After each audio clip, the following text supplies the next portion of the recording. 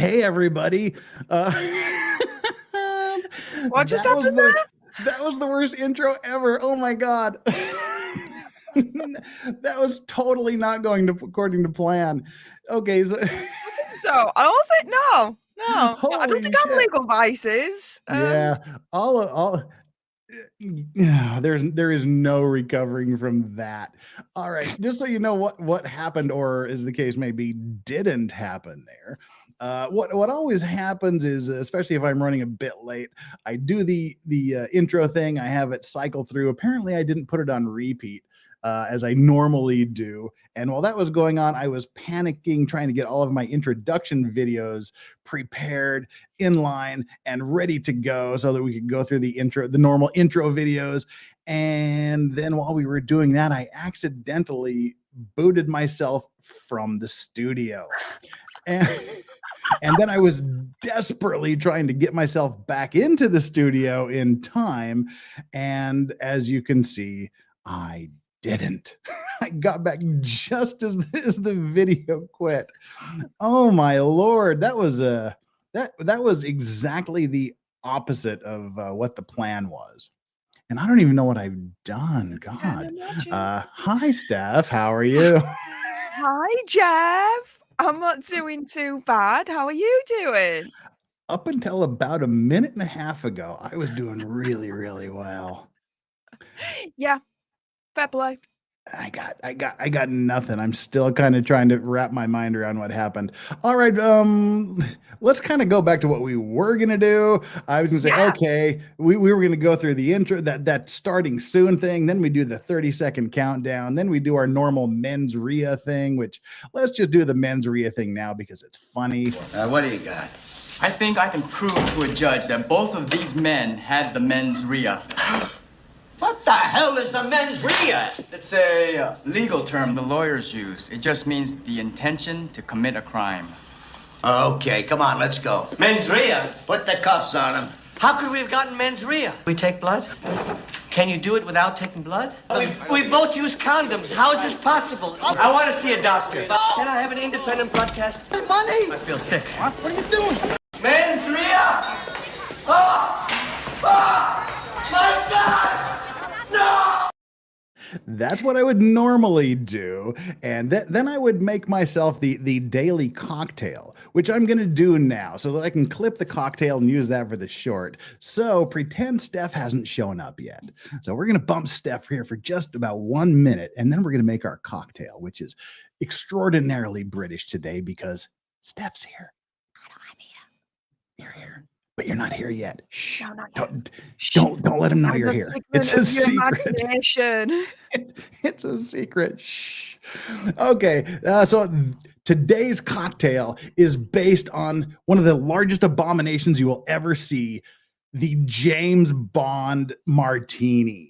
The vodka martini, shaken, not stirred. That literally violates every rule of a martini you would ever have. So to compensate for that, what bartenders around the world have done is they've created the Vesper cocktail based on the James Bond novel, the James Bond character, and the drink that he created in that novel, which was essentially his vodka martini. So what we need for that, we need 60 milliliters, 2 ounces of gin. And for this cocktail, you want to use the best gin you can possibly have. For me, it's the Bruichladdich Distillery's The Botanist, which is my absolute most favorite gin on planet Earth. Drop in 2 ounces or 60 milliliters of that. And then you're going to want a good vodka. I use a Ukrainian vodka, Nemirov. Nemirov is an amazing vodka for this. You want 15 milliliters, so half an ounce of this. Drop in 15 milliliters, half an ounce of decent, really good, the best vodka you can possibly find. And then instead of vermouth, which you would normally have, you want a similar thing to a vermouth. You want Lillet Blanc, which is what James Bond used in his cocktail, which is used in the Vesper. The Lillet Blanc, which is essentially the same thing as vermouth. You just want like just about a third or a quarter of an ounce of that. You just want like, oh, that's way too much. So let's pour that right back. You want like 7.5 milliliters if you lost the war and don't use the metric system. So we pour that in. And then what we want to do is we just want to stir it. You never, never, never shake a martini. Don't do it. First of all, add your ice. And then stir it. You want to stir it gently. Because if you shake, don't shake spirits. You shake drinks that involve juices. If you shake a spirit, you bruise the alcohol, you ruin it. It tastes terrible and it gets excessively watered down. So then you strain it into your martini glass like such. And because I always make doubles, I have way more than I should. And then at the end, just drop a couple of lemon slices into it or a lemon twist. And there is your Vesper, an amazing cocktail, which is definitely not a martini shaken, like a vodka martini shaken, not stirred. It's totally different. Delicious. That's actually really good. Okay, now that that's out of the way, this is when we would bring up our guest, which is Steph the Alter Nerd. But before we did that, we'd play her intro stuff, which is this one. I drink to you in the best looking Yorkshire pudding this side of the Atlantic. And this one. She's beautiful, she's rich, she's got huge tracts of land. And then we say, it's Steph the Alter Nerd. How are you, Steph? Hey up! I'm not doing too bad. Ready to have some fun with you. How are you doing now that, everything's now more relaxed? Yes. You got now your not martini shaken, not stirred cocktail on the go. Curse James Bond for that. Just literally everything you could possibly do wrong to a martini, he did. But anyway, we worked it out. We have the Vesper. So, our special guest here, who is part of our month-long, it's going to actually be a lot more than 1 month, but our month-long 1-year anniversary Legal Vices tour, where I'm inviting people who are special to me, people who mean something to me, people who have helped me on my journey, people that I respect, admire, and I think are just generally all-around great people. And Steph the Alter Nerd is one of the best people you could possibly meet on the entire internet. Absolutely funny, witty, based, personable, kind, honest, forthright, and an all-around good egg. You could not ask for a better person than Steph the Alter Nerd, which is why I definitely could not do this thing here. I could not be here and I could not do this thing without having Steph as one of my super uber special guests. Welcome, Steph. Oh, you're too kind. Thank you so much. No, I always enjoy Effort Fridays. I get Effort Fridays is like, yes, I must come on. And I always think, right, I'm only going to be on for half an hour and then I'm going to jump off and go to bed. Oh, no. I'm there for like 5-6 hours just laughing my absolute tits off. It's so hilarious. Well, like this last Effort Friday was so good that even I, with my degenerate low moral standards, had to take that one down. I had to take, in good conscience, I just had to take that down. And I explained all the reasons why when I had Steve Gosney on the other day, but it just boiled down to like literally everybody on the panel wasn't at their best. Things were said in drunkenness on all parts. And generally, I think it's just kind of, it kind of goes beyond what I want to be known for. We're going to do some adjustments, but literally I was so over the top that I remember starting. I remember you doing your tit dance, and then I don't remember a goddamn thing else about that entire stream. Oh, but you remember my tit dance? Yes. Oh, yeah. Okay, well, you remembered the best part then. What can I say? I know. Right? I mean, that's literally, I remember starting. I don't even remember getting intoxicated. I don't remember getting drunk. It was just so over the top. I have no idea. I have no memories of anything else that happened. And apparently it seemed like a really good idea at some point after I drank an entire bottle of whiskey to start drinking directly from a bottle of tequila. And then it seemed like a really good idea to go on Nick Recado's stream after, where apparently I took off my pants and did some other things. But anyway, yeah. I just literally remember starting. How did Recato respond to this? Oh, he didn't remember it either. Oh, okay, I mean, nobody saw anything because luckily I was that. I have like the drunk side of my brain, but still the functioning side. So nothing was shown. But yeah, it was just weird. But yeah, it was like Nick and I were messaging like, dude, what happened? I don't know. You just pieced out because I woke up, and I've explained this before, but I woke up about 11:30 my time, which was 14 hours after I started my show. And I just woke up at 11:30 at night like this on my microphone. And the first thing is, okay, computer's off. Well, the monitor's off. All right. The camera light's not on. That's good. How did I get in this position? And then I had to go back and reconstruct things. And apparently I was just there on Nick's stream and I just was staring glassy eyed into the camera and went, fuck, and turned off the camera. And that was it. So, hey, good on me. But I do remember the Steph tit dance, which is a highlight. So there you go. Yes. If you missed it, it's no longer available for consumption. So you'll just probably have to wait till the next Epic Friday. Had to be there. Yeah. So that's where we are. We've got our like and subscribe poll. So there's going to be four things you want to do today. One, you want to like this stream. Make sure you like it. We've got 171 of you here now. We're picking up steam. We're getting going. We're underway. You're going to want to hit the like button. You're going to want to hit my subscribe button. And I seem to be finally coming out of this YouTube, we think you need to struggle for a while phase. I'm slowly gaining again, which is a good thing after 2.5 months. How are you doing? Are you starting to get out of this as well? Yeah. It sounds like, the war against the YouTube purge, we're winning. And so it's that thing where, like, whenever you hit a milestone, for me, it was 36,000 subscribers. And then it was like, okay, lose 20, gain 20, lose 25, gain 20, lose 25, just for 2 months. Finally, we're getting out of it. I know you were doing it, and many, many other people were doing it. Yeah. It's just, YouTube just decides, okay, you're doing so well. Now you need a time of testing. But this YouTube purge went on longer than I have ever seen it before. It was absolute madness. I mean, even, Popcorn Planet that I work on, oh my goodness, I think we dropped about 3,000 subscribers. Oh my God. I was freaking out because I lost about 180. Yeah. I dropped about 500. And now slowly gain that back. But yeah.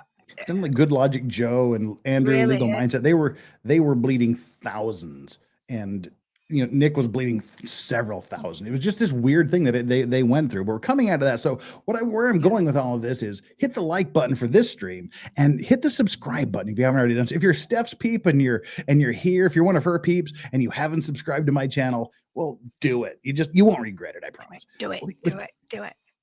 And if you think you're already subscribed to me, as always, just double check and make sure you are. The third thing you want to do is you want to go over to Steph the Alter Nerd. If you're like one of my peeps that aren't subscribed to her, like her, love her, subscribe to her channel, like every single video she's ever done, especially the 2 videos that I'm on. Make sure you super uber like those. And you also want to head over to the other affiliated channel of Steph the Alter Nerd, Popcorn Planet. And you definitely want to subscribe to them. They are the internet hotspot for all things pop culture. Yes. I am the executive producer and vice president of content over on that channel. And you'll see me on there quite a lot, co-hosting with Andy on the live streams and whatnot. And yeah, we've been really going in with the Meghan Markle, Prince Harry stuff recently with that whole car chase. Steph the Alter Nerd is the queen consort of Popcorn Planet. There we go. Yes. So, please head on over youtube.com/Popcorn Planet. I'm going to be basically grifting the hell out of this whole stream. Good. Yeah. Just to like give you guys a heads up. I'm not ashamed. There you go. And after you've subscribed to everybody and liked everything, come back and take our like and subscribe poll. It's our lame little poll we do every day just to remind you of it, because even when I'm on other people's streams, when I look at other creator stuff, I never subscribe unless they tell me to, because I'm an idiot. Today's like and subscribe poll is as it says right there, worst poll ever. Did you like and subscribe? 41% of you so far have said yes because of Steph. Yes, because intercourse Meghan Markle. 10% of you. 8% of you said yes, F Harry. And 41% of you tied for the lead is yes because F off you cow bag. Hey! That's like the lamest poll ever. I just threw it together literally while desperately trying to get everything back to normal. So there we go. That takes care of all the stuff on the background. We went a little bit over time because everything was all intercoursed up at the beginning. But as part of this tour, part of having these people that really mean something to me, that are important to me, that I just love, admire, respect, and generally literally just enjoy being around. Steph the Alter Nerd is absolutely one of them. The time she's been on my channel, the time I've been on her channel, we've been on Popcorn Planet together a couple of times. They're all joyous experiences because she's truly one of the good people out there. Oh, thank you. And with that out of the way, she also does some funny shit. Yeah, I'll give a shit. I really, really don't. If I think it's funny, I'm just going to do it anyway. I mean, sometimes I forget that I'm like streaming in front of thousands of people or that the video is going to be watched by thousands of people. And I just do shit. I've always said, like, between my brain and my gob, like, quality control upped and left, like, decades ago. Like, they were like, yeah, there's no hope for you, Lash. We're done. Right. And that's the people that I love, admire, and respect, because you're just like me. It's like, if I got something to say, I'm going to say it. I'm not going to be a character. I'm not going to, put on an air of some sort. I'm not going to hide behind a script or just what you see is what you get. If you like the content, you like it. If you don't, there's someone else out there that's more to your liking. And Doctor of Dragon Studies says, "Oh, okay, Steph. Now I remember who you are. I wonder what triggered that memory." I wonder what triggered that memory too. We love that about you, Steph, says Jazzy B. And also the first super chat of the day, putting us $2 closer to Doggo Cam, is Legendary Racing. Jeff got the spinning wheel of death on his forehead. Yeah, the spinning wheel of death on my forehead started before at some point before the F Friday stream did last time. We're kind of probably targeting the second Friday of June for the next one, so just kind of keep that out there. It might have to be bumped to the third weekend, but it's either going to be the second or third Friday of June. If it's the third Friday of June, no, I know I might not be able to make it. Well, there's something I can't say anything. Mm-hmm. Only Andy in the whole wide world knows about this. Oh, but, interesting. Yeah, next month, towards the end, I'm gonna be going somewhere. Awesome. Yeah. But the one thing you're not no one knows. I've never done this before. I'm kind of like excited, but then nervous at the same time. But it'll be me. Ooh, stand by for news. That'll be interesting. But definitely the first Friday of July, you're not going to want to miss. That'll be my birthday stream, the first Friday of July. First Friday of July? July 7th. My birthday's July 5th. So we'll do Friday, July 7th will be my birthday stream. So okay. Yeah, I'll be back for that. We need to stay tuned to that to find out what is. But before we get into kind of the topics we want to talk about, tell us a little bit about yourself. How you got all tied up in this internet weird ass thing that happens here. How did you get to where you are today? What interested you in this? What prompted you to start doing this? What's your path to glory? This all happened by accident. This was not by design at all. It just kind of happened, and it's all through Popcorn Planet. So, a few years ago, when the whole Me Too kind of thing kicked off, I used to watch a channel called Screen Junkies, and Andy Signor was on there. He was a creator. He was heavily involved in that. Now, there were some accusations that were leveled against him that at the time I believed in because of my own biases and all that lot. Freely admit that. A few years down the line, so about a year before lockdown, he releases a video called #MeTooMisfire, and he drops all the receipts, and I mean all the receipts, proving that all these accusations were absolute BS. There wasn't a monster that he was painted out to be. For anything, he just cheated. That was it. So I messaged him on Instagram. I DM'd him, not thinking like I'd get a response back or like that. And I just says, you know what? Respect you for doing it. Thanks for dropping the receipt. Sorry, I believed the BS, but now, I've subscribed to your channel. Wish you all success for future, this, that, and the other. He responded back. And it was just a friendship thing. Nothing untowards or out like that. And it wasn't until the following year, around about a week before lockdown, that he messages me saying, I think we're streaming at a time that's okay for you in the UK. I'm like, well, yeah, it's about 6:30 in the evening, my time. He says, do you want to jump on and say hi to everyone and meet us all? I'm like, yeah, all right. So I'm there with my iPad Air, like the original iPad Air. my Beats headphones, sat like on the step on the top at landing, logging in and going on this stream and saying hi to everyone. And then the following day, Andy was like, I want to do this video about the new Warriors comic book. What do you think to it? I says, it's woke BS. He says, perfect, let's do a video. And it just kind of happened then from there. Doing more videos with him, doing more live streams with him. He then would start asking me, okay, what do you think to this title? And what do you think to this thumbnail? And I thought, okay, I better learn about this YouTube stuff, because if he's asking for my opinion, I don't want to be like ignorant about it. So I started doing like online courses about SEOs and how to do titles and thumbnails and Photoshop and editing and all that lot. And then from there, I was able to help him further, do more, be more. I teamed up with 2 people that we're not friends anymore, but whatever, starting a group channel called The Planet of Nerds. And then just over 2 years ago, there was a falling out. It is what it is. And I was like, screw it, started my own channel, and here I am. And it's been a hell of a journey.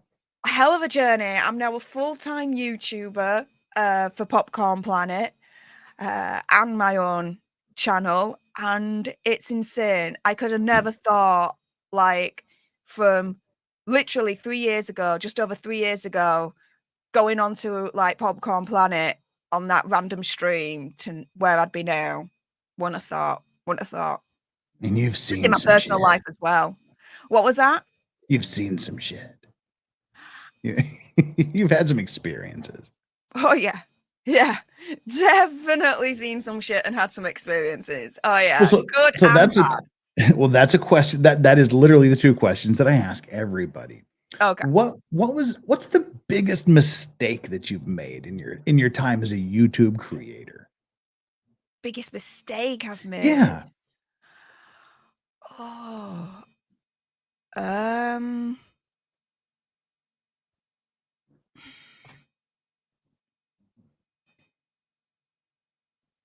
You see, I don't seem.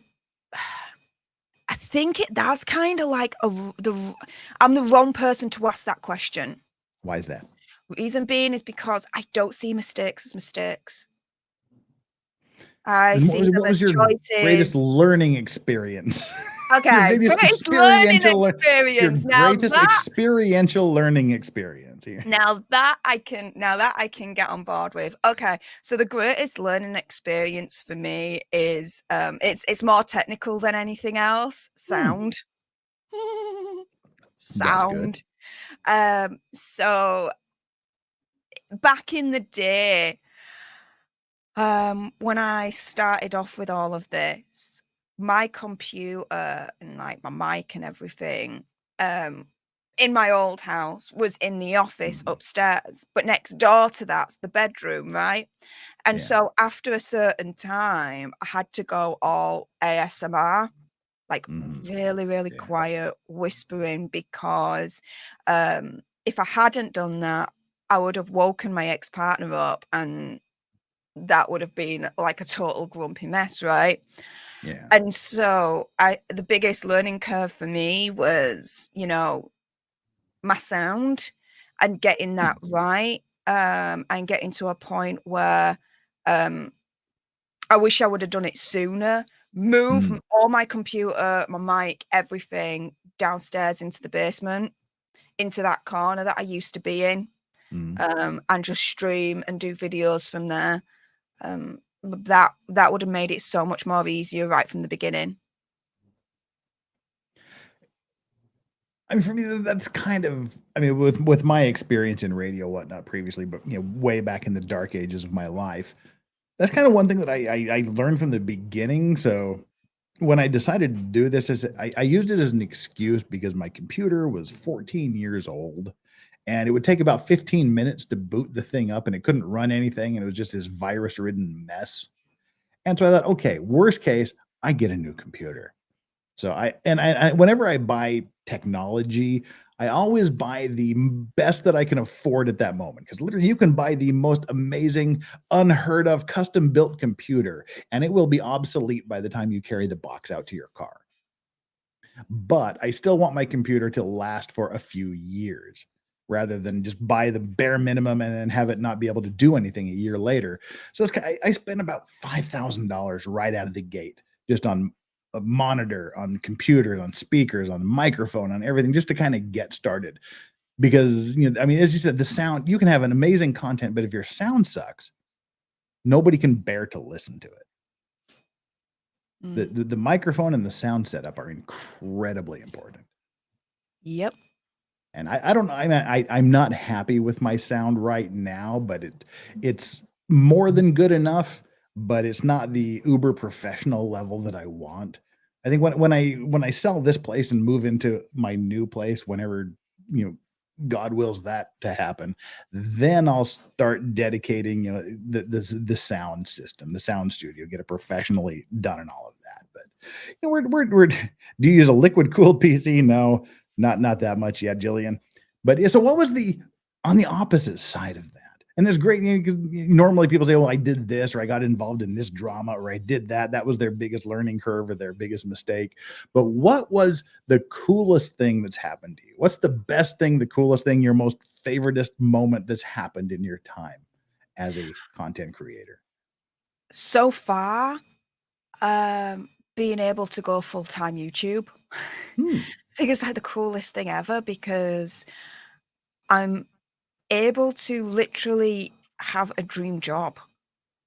Like literally wake up, sit down, make videos, do live streams, work for Popcorn Planet full time. Like that is a dream that I never thought was at all possible. And it's allowed me to, invest back into the studio. So for example, as soon as I moved into my new home, this home, the first thing I did, soundproof literally the wall that's opposite me right now, because once you go beyond that, I'm going into my next door neighbor and it's their bedroom. So I was able to, like, right away, without even batting an eyelid, soundproof this studio. And then about a couple You of said the months ago, corrugated foam, or no, it's proper. Yeah, it's proper, like top of the line, like soundproof. good. Like the whole wall is just covered, Yeah. and it's layered up and everything. I think it's layered up like 2 centimeters thick or something like that. Because I'm a loud bitch, I know that.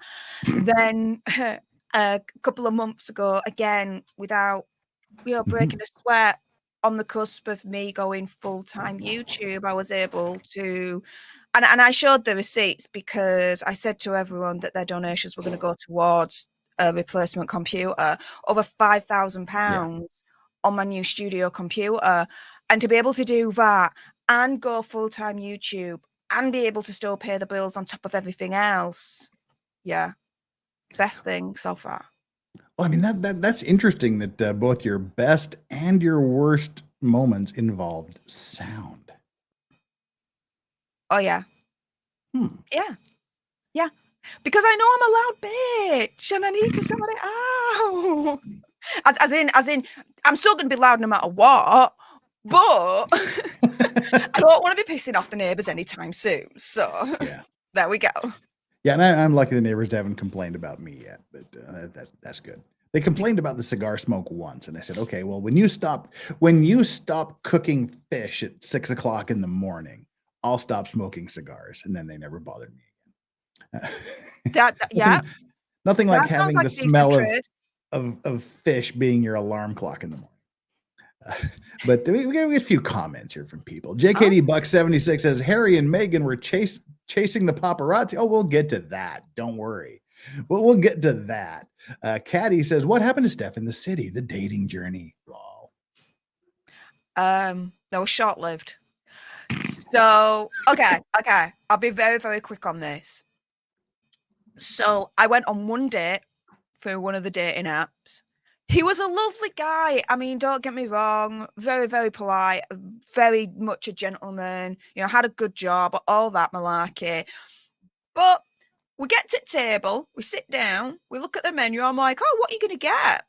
Steak looks great, this, that, and the other. And he's like, I'm a vegan.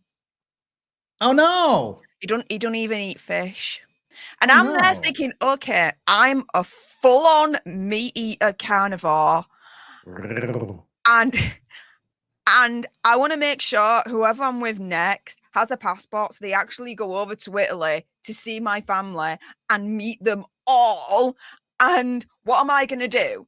Bring over a vegan and they're going to be like, what do we feed him? Because every single dish is either meat, fish, or both. My Auntie Susan would be like, what part of it? Get out of here. Get out of me house, you heathen. Like, it just was never going to work. And then after that, I thought, okay, without naming names, I do have a crush on someone.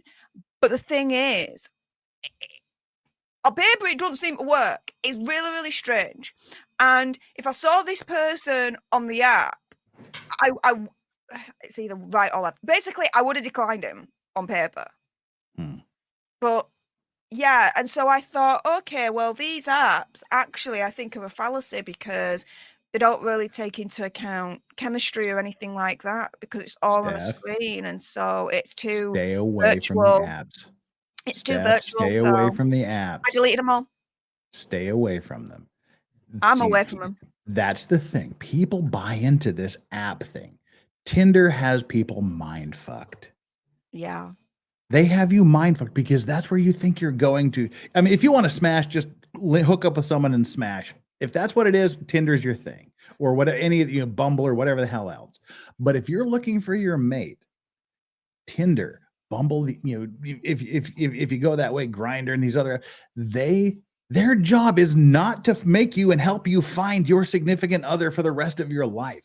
Because if you do that, you no longer need their app. They make money by making sure you don't leave them. Yeah. Yeah. If you're looking for the long-term thing, you got to put that app away. Yeah. So I deleted them. Now Chad is going to be full of his, well, I know somebody they met the love of their life on Tinder. The exception proves the rule. The fact that you can look at one person and said they met the love of their life on this app tells you that the app is not there to be matchmaker, make me a match. It's not what it's there for. They make their money by keeping you dependent upon their application. Yeah. I mean, if you just want to go out and smash someone's brains out, hook the shit up with them on Tinder. But other than that, I mean, that's not where you find the love of your life. Nah. I deleted them all. And now it'll happen when it'll happen. But, Yeah, someday our paths will cross, Steph. Yeah. We've talked about that before. When you listed like your criteria and the thing you look for in a man. I'm like, holy shit, I don't even meet one of those criteria. Oh, well. I'm like, whatever. Just keeping it real. Well, we have JSD, so that means another boobies dance. Well, you'll just have to tune into the next F at Friday or the booby stream, the birthday stream. Paging Dr. Freud. Please report to the YouTube channel, Paging Dr. Freud. The birthday stream. Let's just go on. Jane Doe number 1 says, love the Freddy Krueger sweater, girl. Freddy Krueger sweater was green and red, not black and red. Thank you. This is more Dennis the Menace, all right? It's a cute little worker ant. Yeah, I like it. It's love cute. me a Steph rant, says King Bob. And talking about Steph the Alter Nerd's greatest experience, Valhalla Wait says, when she met Valhalla. And King Bob again, Jeff, your sound is as good as long as you remember to turn it on. Well, yes, that does help.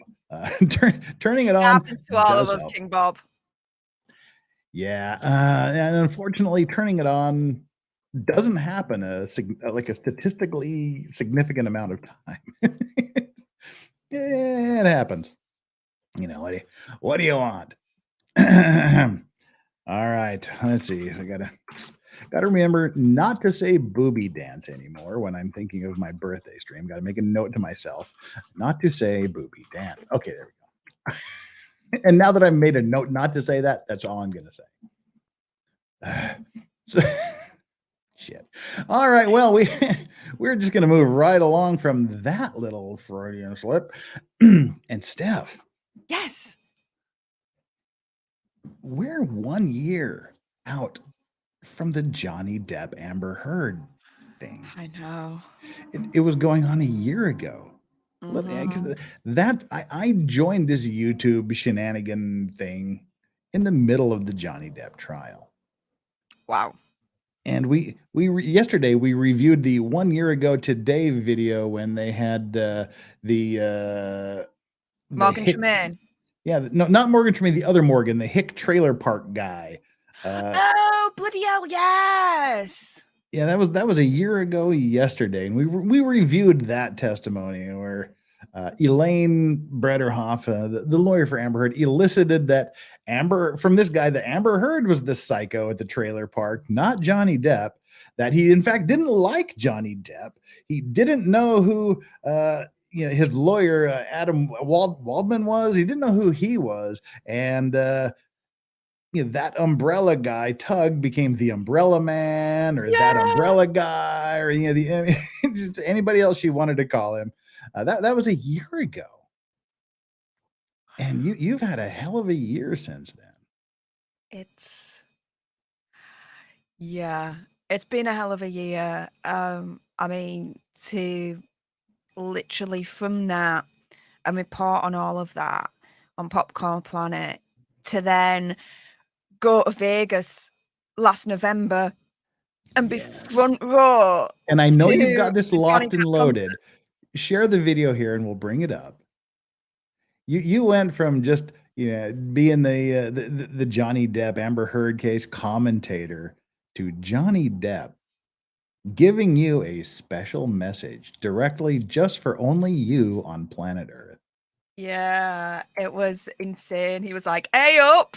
He actually said, "Hey up," and he did, and he actually did it in a little bit of a Yorkshire accent. Like, dude knows, and so bring it up and we'll play it. I know you have it on hand. I know actually, you have it. I don't.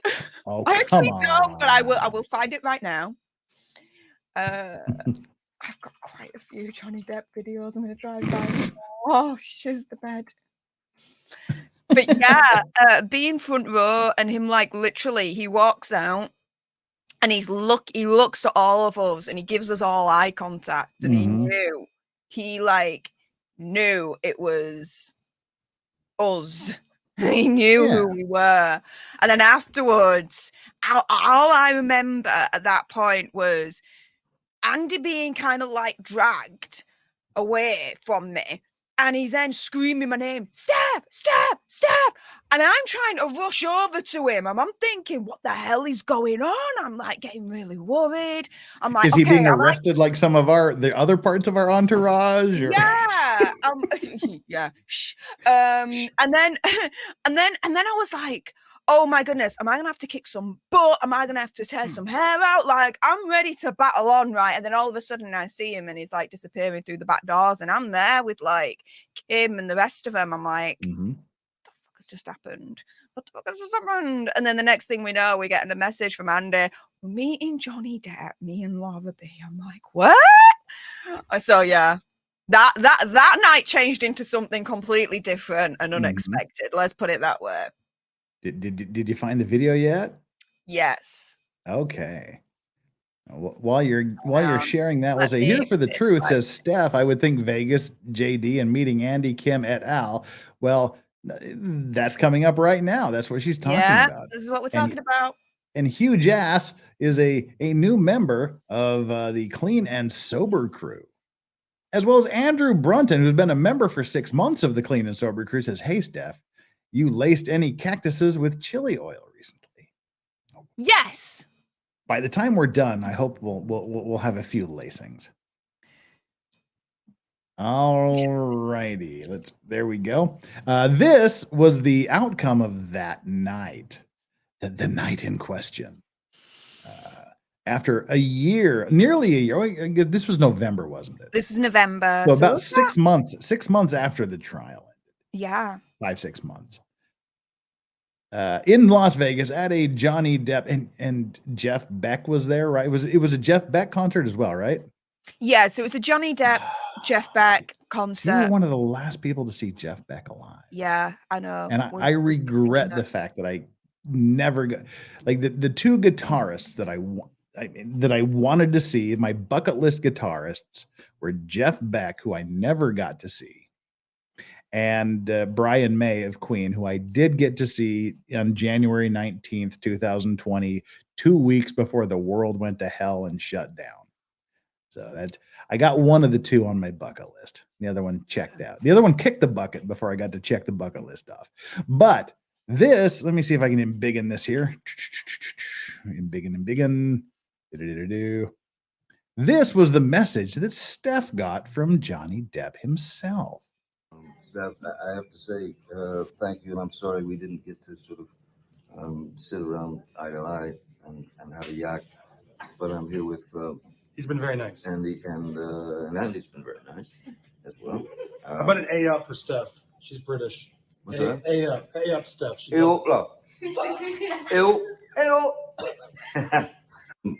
Steph, so yeah, you got that from the man himself. Yeah, and and this is the thing where I say that he did it in a very Yorkshire way, because he says "A up, love."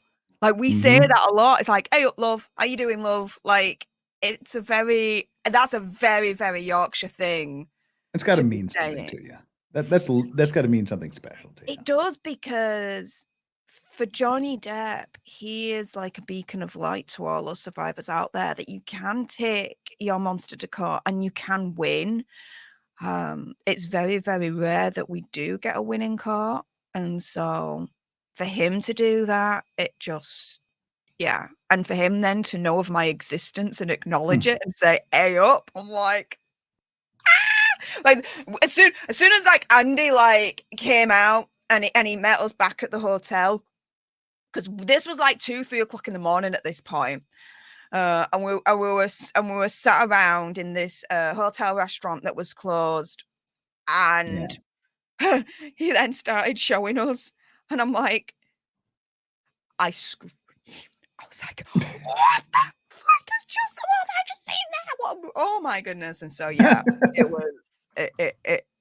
was a thing. But you know, and I think you might say the same thing as well. You know, the whole Johnny Depp trial, you know, it did so much, not only for the movement of, you know, men can have monsters too, you know, they can be survivors too. But I mean, let's keep it 100. It did so well for us as well, in terms of our channels and, you know, people getting to know us a little bit more and knowing that we were on the right side of history. You know, it means that, how do I put this? It was a turning point for YouTubers as a whole, in the way of people started to rely and trust less in mainstream media and rely and trust more in YouTubers, because we were saying things and we were agreeing with things that, quite frankly, the public was saying and agreeing with. Screw Amber Heard, justice for Johnny Depp, but the mainstream media was the other way around. Yeah. And but so you still have the Eve Barlows of the world who still to this day continue to put out this. It's like a record that's been stuck in the same place for a year. They haven't moved on. They haven't accepted. Like today, Eve Barlow is tweeting out this shit that, oh, you know, how can anyone believe this? Anybody, you know, this is proof. This, that. It's like you lost the fucking war. Yeah, she tried to do because of Johnny Depp's triumphant return to Cannes last week. And that triggered everything again. That's right. We covered it on Popcorn Planet, so you guys can watch it if you want. But we saw the whole, you know, Eve Barlow going absolutely nuts and scatty and trying to start a hashtag can you not? I'm like, lass, what the frick? And I'm there actually thinking, look, Amber Heard dumped your backside. That's what I was gonna say. Amber Heard dumped your backside, lass. You're done. Right. Stop it. Over. Finito. Amber buried her. Amber kicked her to the fucking curb, wants Yep. nothing more to do with her, and hasn't given her the time of day in the last year, and she's still simping for Amber. Mm. And the thing is, and again, we reported this on Popcorn Planet, it's no coincidence that on the eve of Johnny Depp returning to Cannes, his biggest comeback yet back to Hollywood and the movie world, yeah, that all of a sudden we're getting pictures of Amber Heard in the wild, out and about in Spain, right? Yeah, in her private life, in her hiding in Spain. Here's pictures of her hiding in Spain. Right. She's been in Spain now for what, 8-9 months, maybe a little bit longer, pretty much apparently since the trial ended, right? She buggered off to Spain. Fine. A little bit too close for comfort for me, seeing as I live in the UK, but whatevs, right? And then we don't hear a peep from her. No pictures, no nothing. But then all of a sudden, we see her jogging, even though she probably jogs every single day, right? We see her out and about with her friends, even though she's out and about with her friends probably regularly. And all of a sudden, we see her signing autographs for fans. Okay, yeah.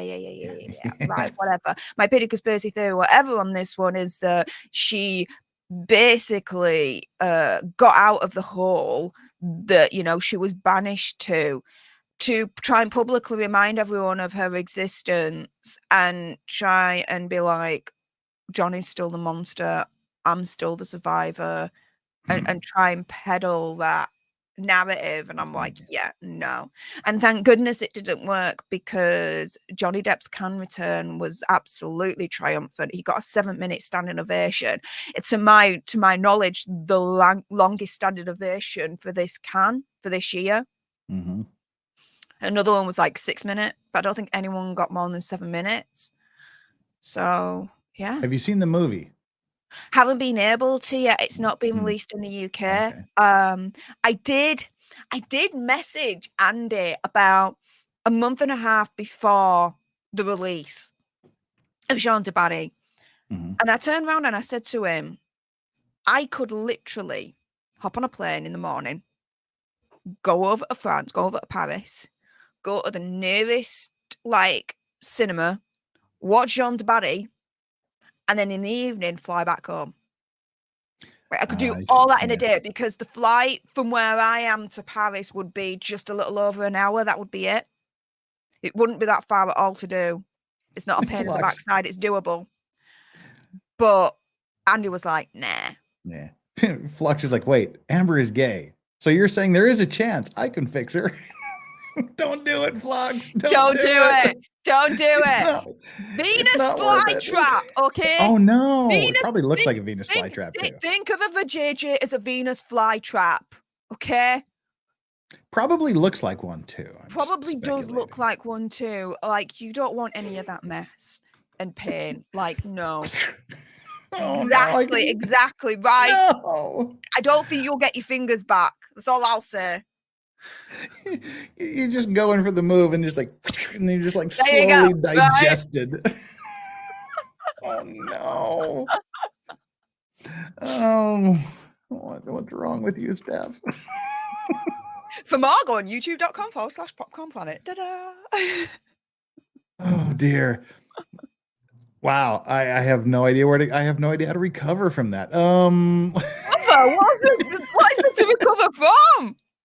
Dude, we basically just called Amber's vajayjay Venus flytrap. I'm okay with that. Like, I think Johnny Depp would be definitely okay with that as well. Although he did call it a flappy fish market at one point. He did. So. Yeah, that was so beautiful. That was beautiful. I would have called it a KFC bucket. KFC family bucket. Or an Arby's open-faced roast beef sandwich. That's my favorite. Not familiar with the reference, but okay. But well, it's just like an open roast beef sandwich. Just, you know, you can picture what an open-faced roast beef sandwich would look like. Just, you know, roast beef between 2 slices of thick bread. But anyway, Flux is also gifted 5 Legal Vices memberships. Thank you, Flux. You are awesome. That is amazing. That is awesome. Thank you so much. And Valhalla Awaits has been a member of 7 months for the Clean and Sober crew. Says, well, if we're throwing out membership chats, Steph rocks. Of course, Steph rocks. we can't do this without Steph. And I wish I was drunk. Thank you so much for your super chat. Hey, lads and lasses, how are we? Hope all is well. We are. How are things over in Ireland? We're glad you're here. Thank you so much for being part of the show. As always, I wish I was drunk. And Unhung Hero moving us slowly closer to Doggo Cam. Both of you, thank you so much. Unhung Hero, considering what Johnny went through to stay with Amber, I'd argue she's probably great in the sack. Oh, I'm sure, her and, Rachel Evan Wood, I'm sure they're just a great smash, just on like a psychotic level, because there's you can get into some crazy smash-a-thons with people, but when you're in it for the long haul, it becomes a little less safe and sane. I mean, if you just want to like find the craziest bitch in the bar, the craziest looking dude in the bar, and just go for a one night wild rabid smash-a-thon, go ahead. But if you're going to make it a permanent thing, it may not be the best route to go. Just saying.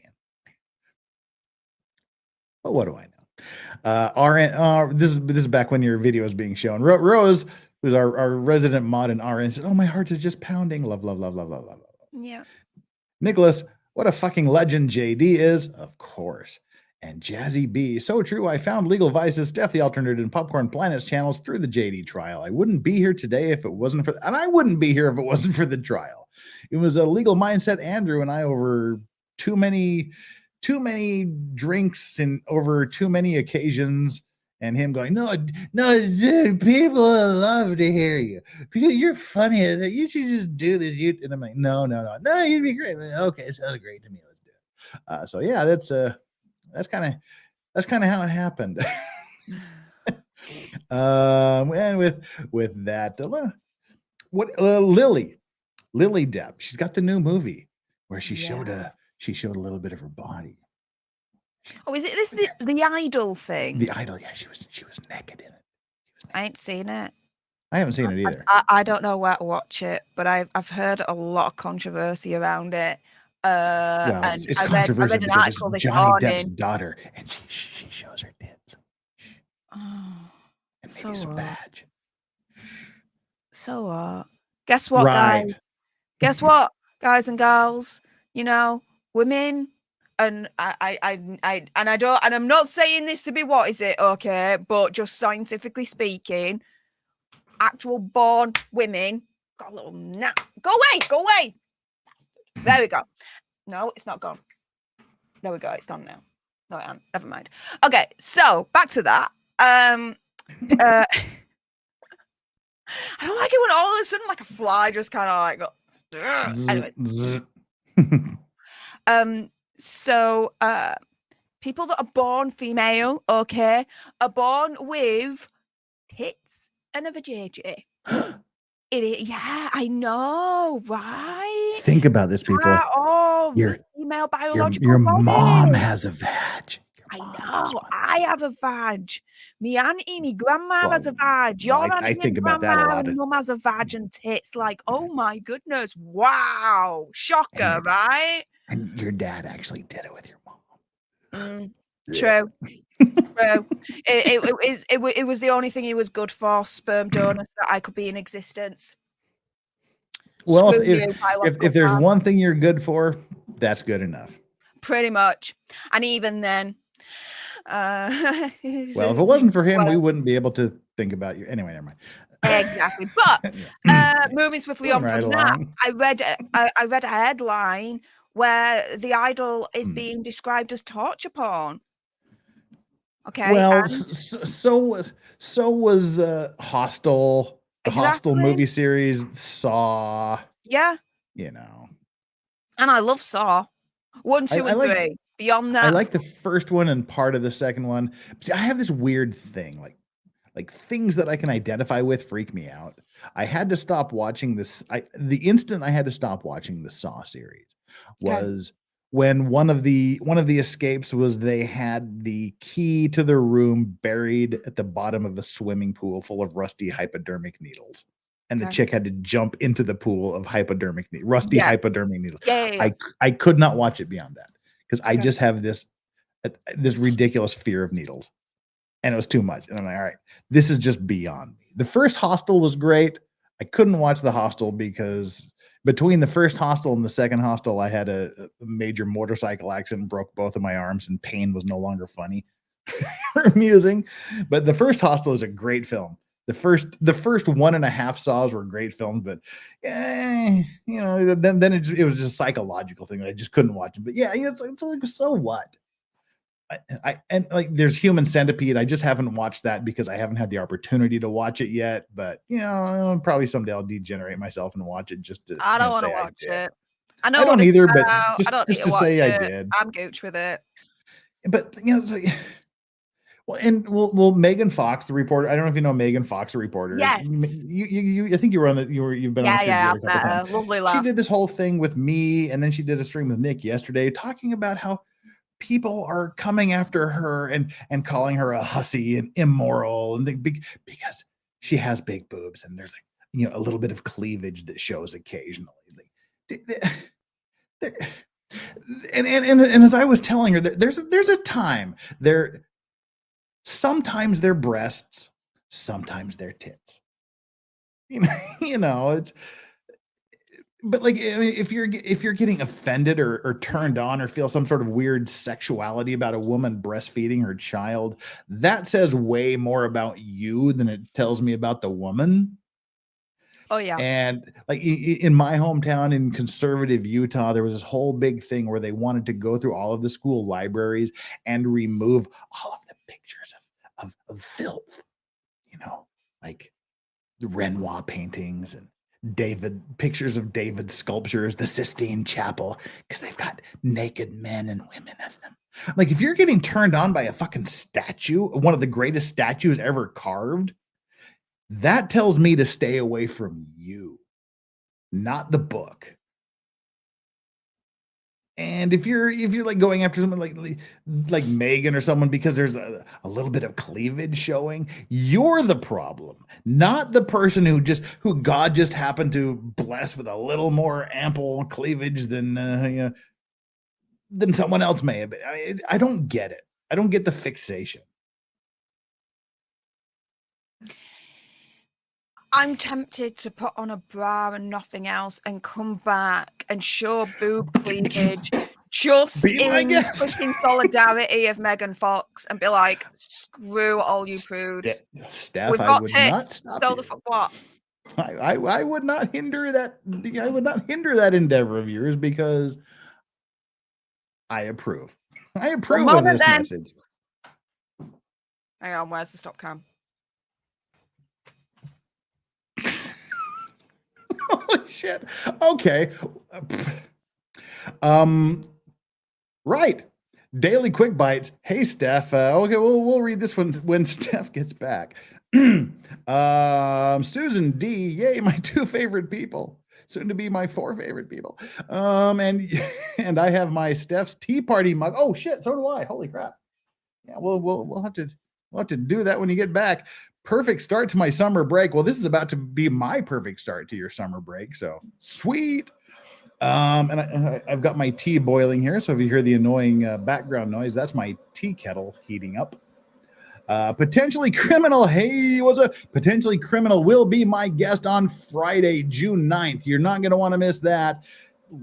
Clock that in 2 weeks in advance. Potentially criminal is going to be here. Human Centipede is about team building and overcoming adversity. I concur. There you go. You always want to be the front of the centipede, though, I guess. Yeah. Yeah, you do not want to miss. We will have Sean on Friday, June 9th. So that's going to be a show. Nathan C., who's been a member for 8 months, says, hi, I'm here. Hi, here. Oh, here. I'm here in solidarity. And Wolfram, thank you so much. Well, let's bring up the Wolfram super chat. Boom. Oh, back from a business team call just in time. I'm here just in time. Holy crap. Wow. Who knew? It's like an early birthday stream. All righty then. Wow. Oh shit. I'm sorry. I just deleted. I unstarred the chat. Holy crap. I'm a terrible human being. We'll have to go back in time and do that. somehow. Dang it. I was stunned. All right. Well, ladies and gentlemen, if you ever need more evidence of the existence of an almighty creator, a God who would create things of beauty and joy on planet Earth, things that make you admire God's own handiwork, here we have Steph the Alter Nerd. Hi. There we go. Look. Cleavage. Oh, okay. We just saw. I was going to say the only problem. Solidarity with Megan Fox right now. See, I was going to say the only problem I have with this whole thing was the placement of the microphone, but you solved that. So there you go. Wow, women have cleavage. Get over yourselves. Like, seriously. And anyone that's completely trying to degrade, bully, and be nasty to Megan Fox, you can all get a freaking cactus, lace it with chili oil, and shove it up your backsides, okay? Disgusting. How dare anyone try and bully Megan because she's got a little bit of cleavage? What the frick? We're in 2023, guys. You know. Keep talking. I'm just watching you talk. Just keep talking. No, I'm done now. We're in 2023, guys, okay? Right. Like, come on. Well, congratulations, everybody, and welcome to the best stream I've ever had. Hey, do you know what?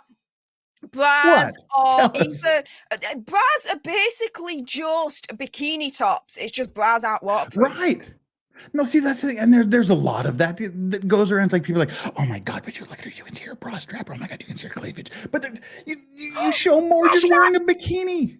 Exactly. I don't get it. I honest to God don't get it. You know,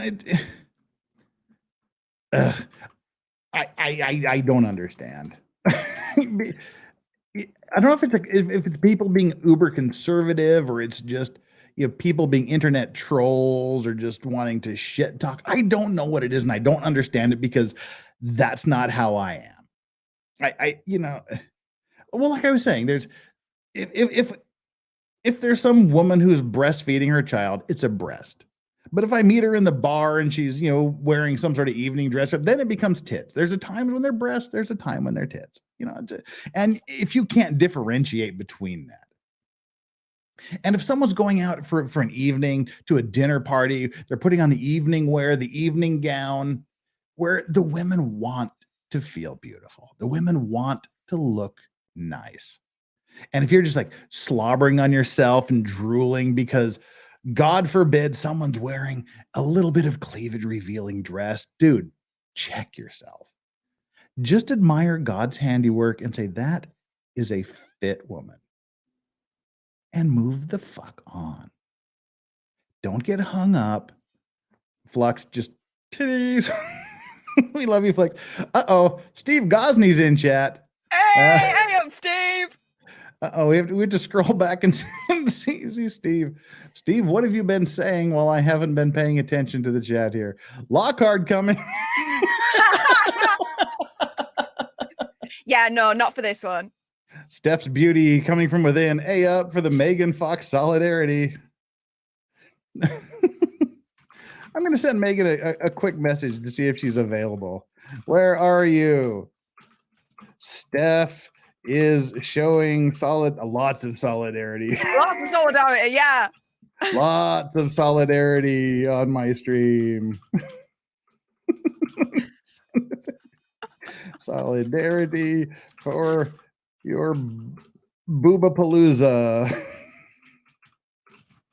I tell you something for gaining weight. I gained weight in some of the right places, that's for sure. No problem. But I'm losing weight again. So I started off about 3 weeks ago at 10 stone, 10 pounds, UK money. So Google it. Yeah. But I'm now 1 stone is what, 14 point whatever pounds, like roughly 14 pounds. I don't know. But now I'm at like 10.4. So I've lost like 6 pounds in like 3 weeks. So I'm really like happy with myself. So here we go. Because medical science is calling me fat. Yeah, medical science can go intercourse itself, as far as I'm concerned. But I put on about 65 pounds in the last 3 years during COVID. I lost 100 pounds, and then COVID hit, and I did fuck all for 3 years. Didn't move for 3 years. And 65 pounds seems like a lot, but when you go, okay, it's 1 pound a week. That's now, 1 pound, a couple pounds a month. But then you keep doing it. You keep approving it month after month after month after, and then three years later, you're like, holy shit, I feel like absolute crap. And so I hit the gym. I've lost about 20 pounds in the last 2 months, but like nobody's gonna notice for about 30 more pounds. But like the clothes that I couldn't wear before, I get to wear them again. So there, we're doing. It's a good thing to be healthy and just to feel good again. Because like I just found I was, fuck what other people think. It's just like I got to the point where I didn't feel good anymore. You get the back pains, this pain, that pain. You got to stop and take a rest here and there. Just got to get it off. And so that's what we're doing. That's the next deal. So probably got another 50 pounds to go. We're on the journey, and so I get you, but screw what medical science says. It's how you feel about yourself. That's the important. No, I'm very logical with this. I've always said, eat what you want, but if the doctor turns around and says, "Oi, fat cow, lose weight," or "Oi, skin and bones, get some food down your gullet now," that's when you go on diets and whatnot. And so I got out of the shower about a month ago now. Well, of course I've had showers since, but a month ago. You took a shower a month ago. Yeah. So a month ago when I got out, one of my times I got out of the shower, the daily day, I kind of turned around and I saw back fat, and I'm like, I've never had back fat before. What the hell's going on? So what I do is I weigh myself and then go online. I'm like, okay, this is my height, this is my weight, and medical science was like, you're fat, lose weight now. Okay. So I need to lose a stone to be just within the range of being healthy, but then another stone just to basically make sure. So I'm on a 2-stone journey, and and it's like I said, it's how you feel about yourself. If you look in the mirror and go, not bad, cool. If you look in the mirror and go, this ain't you. This isn't what you want to be. Do it for you, not for anybody. But don't buy into this whole body positivity shit where you're just like this fucking whale like Lizzo and these gigantic tanks that like, you gotta appreciate me because I'm built like this is what, no, fuck that shit. To say that, have you seen that? There's like this gigantic 600-pound woman that says she's fucking anorexic. And no, you're not, bitch. And like the fat dude, the fat chick's like, you gotta accept me by the way. No. Anyone that says you feel healthy, you don't. No. You don't. Like I said, when I lost the 100 pounds, I'm like, I'm going to die if I don't. I walk 100 yards and my back hurts and I got to take a rest. That's not healthy. That's not good. You don't feel that good when you can't be happy when you walk into a store and you can't buy clothes off the rack, or we have to go to the big and tall section. Don't hate yourself, but you can't lie to yourself either. You should never hate yourself. You should always want to better yourself. That's how I feel about it. And I mean, I was looking at this thing today where you get like this ginormous person who is like preaching body positivity, but then you show someone who was demonstrably smaller than that person 50, 60 years ago was a sideshow freak at a carnival that would come through town. The fat lady, the fat man. They were sideshow freaks. Now they're advocating for this is healthy. It's good to be like this. There is nothing fucking healthy about Lizzo. I don't care what she says. And she is a very active singer. She's active. She does the stage performances. She does the dancers. But that tells you how many calories she packs on when she's not on stage. It can't be healthy. So it's love yourself, but better yourself. That's kind of how I feel about things. And I always used, yeah, go ahead. Sorry, go on, mate. Sorry. No, go ahead. Tell What me I'm an idiot or what? No, you're not an idiot. Okay. No, I agree with everything you've just said. And personally, for me, I've got a gut that needs to go.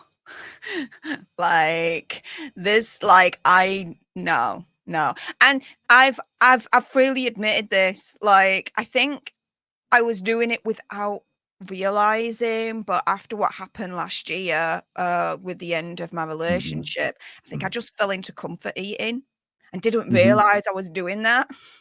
Like, I could finish off like a packet of crisps. And when I say a packet of crisps, I mean like a 6-pack, all 6 packs gone in like one go. Oh, I Like, get you. yeah.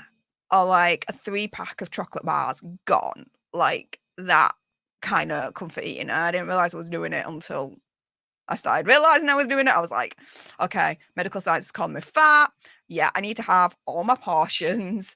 And because like I would get a packet of tortellini, right? And it would say serves for 2, but I would eat the whole pack in one sitting. Now it serves for 2. I have half and then the other half the next day. That's what I do. Have my portions, do exercise. Yeah. It's a thing. Yeah. Are crisps chips or fries? They're chips. Crisps or chips? Chips. Yeah. Chips Sorry. For Americans, crisps or chips, chips or fries. Yeah. Well, and see, and that's the thing is, and I know what my problem is. My metabolism is ridiculously low. And for the first 43 years of my life, I use that as the excuse. I can't lose weight because my metabolism is low. What it actually means is I've got to work twice as hard as everybody else to get it off. It doesn't mean I can't. It just means I got to work harder to do it. And I know I just cannot digest carbs. I look at bread and I gain weight. I just look at a picture of bread and I gain 2 pounds just looking at it.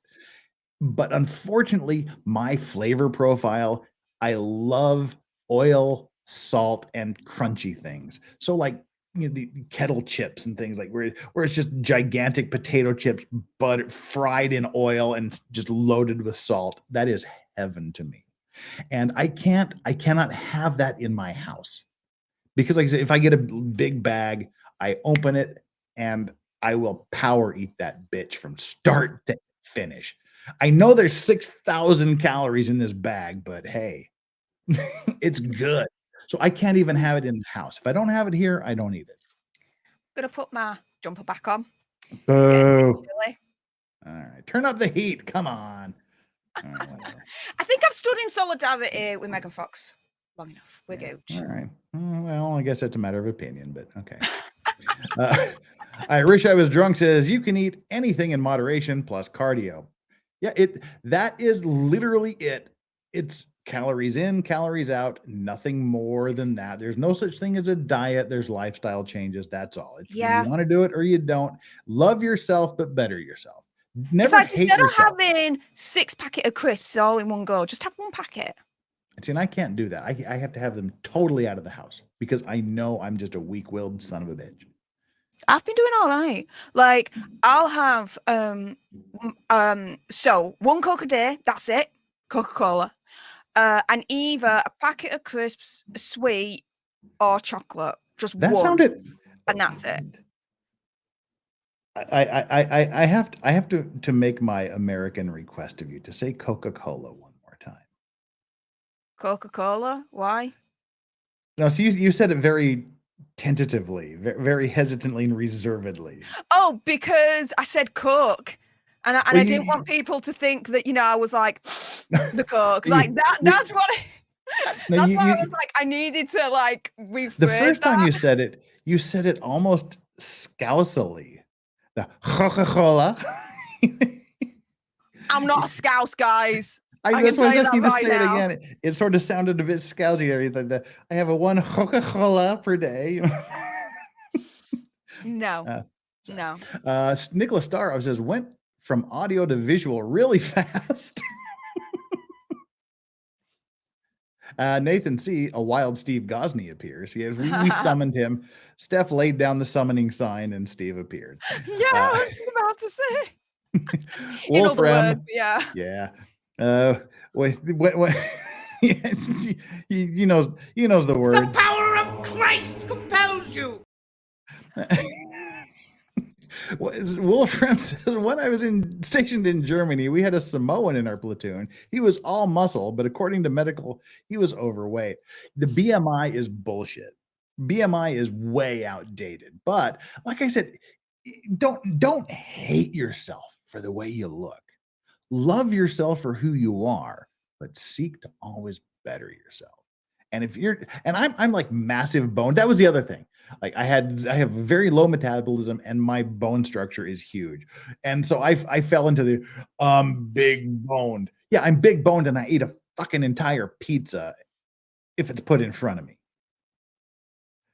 Yes, you use it as excuses and crutches. Love yourself, respect yourself, never hate yourself for how you look or who you are or what, but just always you can always do better. That's kind of my mantra. You know, there's no diets. Don't do diets. Just make a lifestyle change. Yeah, whatever. And Fondian, hey, thank you so much for being here. I'm 6'1", 280 pounds. Everybody thinks I'm 230. For me, it's good. Yeah, I am lucky that I look fat, but I don't look as fat as I am, which I'm really happy. But for me, it's good. I was 186. Oh my God, I'd be like anorexic looking. And at the time, random strangers were saying I looked sick and I felt sick. Yeah, can't argue with that. And Nicholas Starov's trial watch. I have the body of a superstar. That superstar is Jeremy Clarkson. Okay. Good for you. Good for you, my friend. Good for you, my friend. Yeah. I don't care if I have his body. I'd like his money because that's how I roll. Yeah. Yeah. I'd like his money and his access to cars. And I don't even like cars, but I want his access to cars. Oh my God, Steph, we are an hour and 18 minutes into this. And we've currently got 319 people here and 291 likes. It's time to do our midstream grift. Make sure you like this stream. Everybody like this stream. Everybody should be loving this stream. Love the shit out of the stream. Make sure you're subscribed to my channel. If you haven't subscribed, if you're one of Steph's peeps that are here just finding out who the hell is this weird guy, I'm me. Steph's my rider, one of my ride or die girls. So, you know, if you like her, I hope you'll like me. Subscribe to me. If you're just a rando off the street that just happens to be following some sort of YouTube recommendation, give us both a like and a subscribe. Subscribe to this channel. If you're a regular subscriber, please make sure you are still subscribed. Please, please, please, please, please do that. And head on over to let me get rid of Jeremy Clarkson here. Head on over to Steph the Alter Nerd. That's her channel name. Subscribe to her, like every video she's ever done, because she is one of the most amazing, awesome people you will ever see on the entire planet. And speaking of planets, go over to Popcorn Planet, youtube.com/Popcorn Planet. Subscribe to Popcorn Planet, Pop Culture Central, of which Steve is of which Steph. Yeah, buddy. Oh my God, I need to book a. You do understand? I showed a lot of tit earlier on. No man, I ain't a Steve.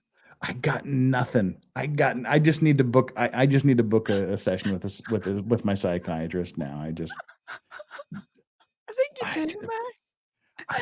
Call in your birthday stream the booby stream, and now, yeah, call in a lass.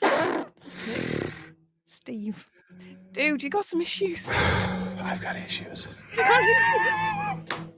You think shit? Well, you know. Well, whatever you can say about him, at least you can say Oedipus loved his mother. Apparently so. Love it too much from what I hear. Wow. Let's pull that particular ash out of the fire. YouTube.com/Popcorn Planet. There we go. It's underneath my name right here. Steph is a executive producer. Is that what we are? What are we? Yeah, executive producer and vice president of content over on that channel. And yeah, if you like what's coming out of my gob, you'll certainly love what we've got going over on Popcorn Planet. I host regularly there videos and the live streams, but a lot of the videos that you see, you know, come from ideas for me or other people for Andy to do. So yeah, all to do with pop culture. And we definitely went in on Harry and Meghan the past week after their whole car chase debacle situation going on. Steve's got nothing to do with it. Nothing at all. Steve's got nothing to do with it at all. No. Nope. Holy crap. Yeah, Jeff is all flustered. Yeah. God. Well, I'm just taking the piss out of him now. This is just fun. And I deserve it. Pretty much, yeah. I got no defense against that. I just, you know, just swinging in the breeze here. Got nothing. Hey, I've been called worse. Whatevs. But it shouldn't be going on in my head. All right. Steve, guess what? Steve. What? Oh. You're in Jeff's head right now. No! Oh, yeah, Steve. You're in Jeff's head. Jeff saw boobies. He saw cleavage from me, but he thought of you. Yes. Just let that ruminate for like a minute or so. Please don't. Please don't ruminate on that ever. Never think of that ever again. Holy crap. Yeah. Yeah. That's what happened. Remember a few minutes ago when I said never hate yourself? There are times when you probably are justified in hating yourself, and this is kind of one of those situations. You know. Wow.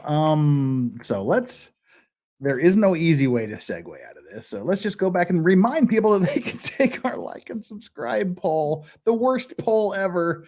Did you like and subscribe? Currently, 9% of you have said yes, fuck Harry. 11% of you have said yes, intercourse Meghan Markle. 37% of you have said yes because F off, you cowbag. And 44% of you right-thinking people have said yes because Steph. That's all. It's all because of Steph. Yes, all because of me. I'm cool with that. I blame Steph. Guys, I gave you cleavage. If that ain't worth a subscribe, like, share for all the channels we're pimping out here, I mean, come on. What is these days? Yeah, and we're about halfway to Doggo Cam, so that's there. We're about $50 away from Doggo Cam today. So yeah. If you want to release the hounds, we have the doggos behind they're not behind a paywall. They're just sort of a bonus for reaching a certain goal. With that out of the way, you mentioned the royals, and you are sort of the internet's expert on things royal and royal adjacent. One of. Not one of. You are the. Everyone else is one of. You are the. You are the person. You're the forefront. You're the leader of the pack. And I wouldn't say so yet, but okay. Thank you for the compliment. You went to London. You attended the coronation, more or less. I was there. Tell us about that. You had an awesome time. I loved watching you. I was multi-viewing with you and Hayden Aussie Overlord because being part of the colonies, he had the irreverent take on the whole thing, and you were doing the fangirl thing. You were there meeting some really, really interesting people, having some fun experiences and doing some really great things. How was that? Walk us through that. Tell us how that weekend was for you, the coronation weekend. Well, how it all came about was quite fun. A few weeks prior to that, about 3 weeks prior to it, I was on one of my streams and I said to everyone, I'm thinking of going down to coronation. Do you think I should do it? And I did a poll and everyone was like, yes. So there and then I book a hotel. And I can say where I was staying at now because I'm not there now, but I was staying at the Hilton at Westminster. And then I was like, okay, how am I going to get down there? So I've got a train and we can either go standard or first class. Let the people vote. Of course, they voted first class. So I booked first class train tickets there and back. So it was all decided basically by the people on the stream. And so I made my way down there and oh my goodness, the atmosphere was absolutely amazing. As soon as I got to my hotel, I dropped everything off and I went straight back out on my phone, my gimbal, my mic, everything. Went out, showed people the day before, you know, all the decorations, all the preparations that were still happening, and people had already started to camp out along the mall and along the streets and everything. So yeah, we were doing some like on the street interviews with like random people, and I asked the hard-hitting questions. Do you think Queen Camilla should be called Queen Camilla? What do you think to Harry and Meghan? Like we went in and we got some really interesting answers, which But how was that for you, just to walk up to random people on the street and talk to them sort of as the reporter on location? Was that out of your comfort zone, or did you enjoy it? Was it fun? It was fine. It was fine. At the end of the day, we were all there for one thing, which was, you know, the coronation and the royal family. So going up to like quite literally strangers and just talk about the coronation and the royal family was absolutely natural to do, because it was something that we all had in common and we all like to talk about in one way or another. So well, that was the interesting thing, is you did it live, raw and live. You went in raw. You raw dogged the whole thing. And as you were, I mean, and it wasn't edited. It wasn't an edited bit that was done for some sort of post-production processing thing. You just walked up to random people, and not a single one of those people told you to fuck off. Nope. Everybody you talked to answered your questions. Yep. Right, totally, yeah. And that's why I think, because we were all there for the love of the monarchy and the coronation. So you're going up to them saying, you know, I'm doing a stream at the moment. Do you mind if I ask you a few questions about the royal family? They're all going to say, yeah, because we all like to talk about the royal family. It's what we love. It's what, you know, we're all into. So yeah, it was fun. Were there protesters there? Yes, but I didn't see them. Okay. Wherever they were not where I was. That's for sure. What was the feeling? What was the atmosphere of being there? What was it like? It was like a ramp up, a build up of expectation, excitement, joy, celebration. It was a really, really happy place. And I tell you something, that night, was it that night? No, it was Saturday night. Okay, so the day of the coronation. Oh no, and the Friday night as well. Okay, Friday night, I was at Big Ben, and I was there as it rang in midnight. And I did a small little video on that. So I was there as Big Ben officially started Coronation Day. And I walked back to my hotel from Big Ben. And every couple of seconds, you were always walking past a pair of police women or men, right? And this is like after midnight.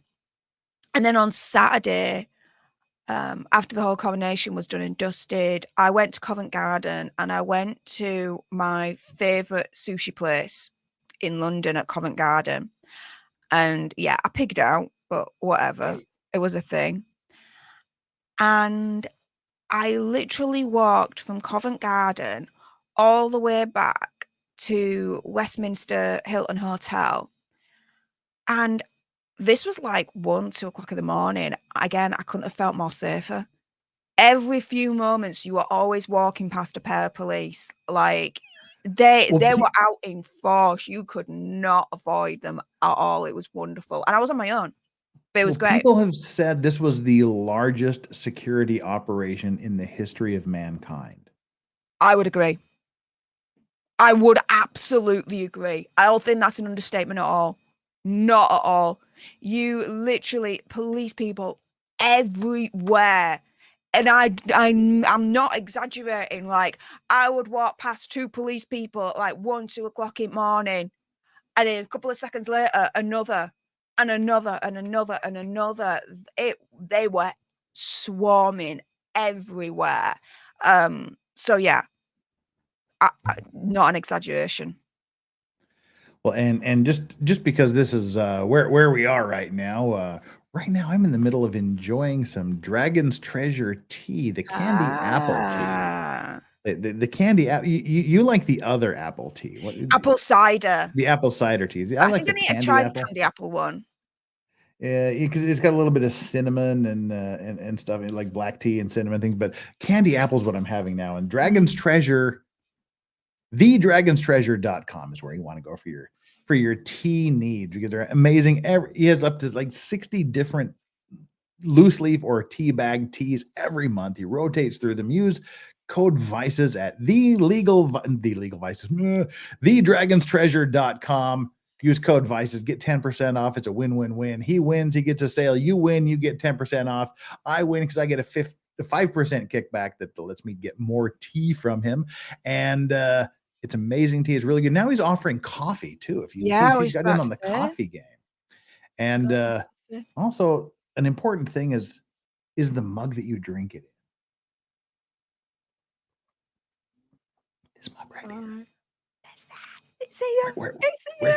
Where can we get this mug, Steph? STEFTheAlterNerd.com. Everything tastes better in it. This is like an awesome mug. Yeah. See, this is like great because you have the choice of which side you want your logo on.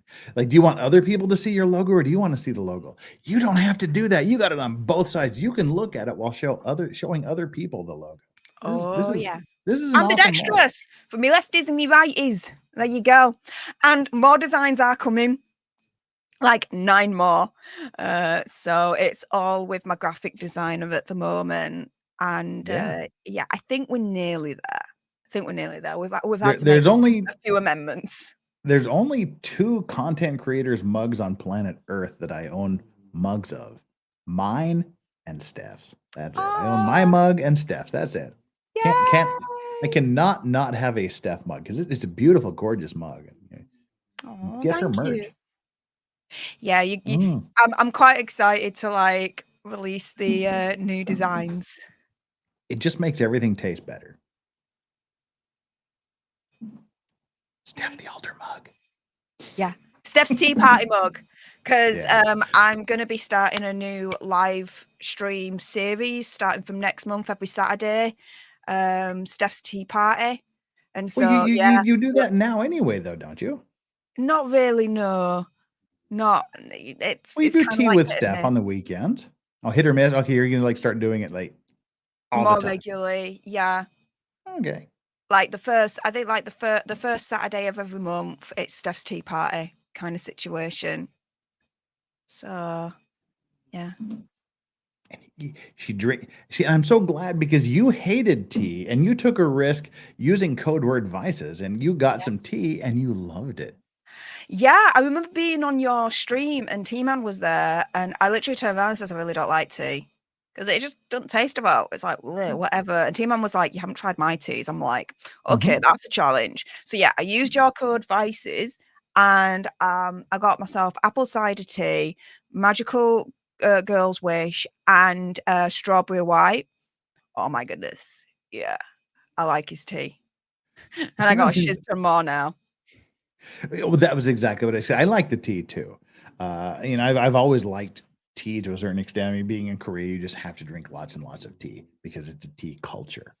But I thought, okay, I'm not gonna sell anything that I don't like. I'm not gonna pip anybody that I don't actually enjoy myself. So I got about $30 for just like a little sampler from thedragonstreasure.com. There we go. And I poured a cup. And I instantly ordered $185 worth of tea after that. I think, okay, this is it. And I got like 10 different teas in different amounts, and they're all fantastic. So yeah, and he hand blends them himself. He hand packages. He mails everything out himself. It's quite the operation, and he does an amazing job. So, thedragonstreasure.com. Use code VICES, get 10% off. And coming up in the future, make sure you spend your weekends with Steph and her tea party, Steph's Tea Party, where she drinks the Dragon's Treasure tea and talks about shiz. Basically, yeah. Gob off, talk about shiz, away we go. Well, let's gob off about the royals. Okay. What's the latest update? We have the coronation. We have Harry being strategically placed behind large hats and candelabras. Basically, Hazard and Megxie are still dipshits. There you go. They've both sold their souls to Christian Dior. You're not allowed to wear the cool military uniforms, but suit by Christian Dior. Or was it Christian Dior? It was Christian Dior, wasn't it? Yeah, Christian Dior. Yeah. He's simping and pimping for them. But the latest is all about this quote unquote supposed car chase in New York City last week. Talk about this. Meghan What happened? Markle had won an award.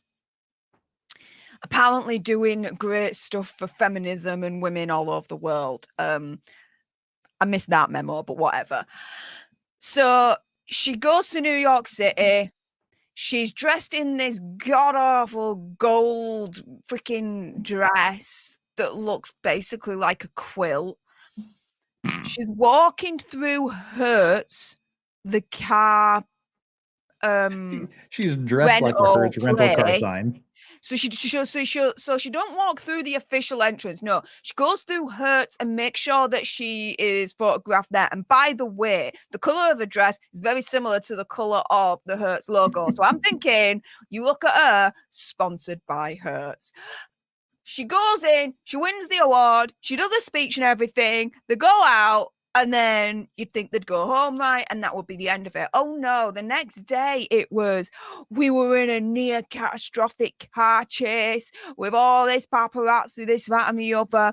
And initially you read that and you think, she's the freaking bad Princess Diana, right? All the shit, and you get really, really concerned. But then New York mayor comes out and says, what freaking car chase, you mad bitches. NYPD turn around and say, what freaking car chase, you dumbasses? Are you suggesting, Steph, that they didn't report this to the authorities and say, please help us? We're being mobbed by paparazzi. We're being swarmed and we need safe passage out of this mess?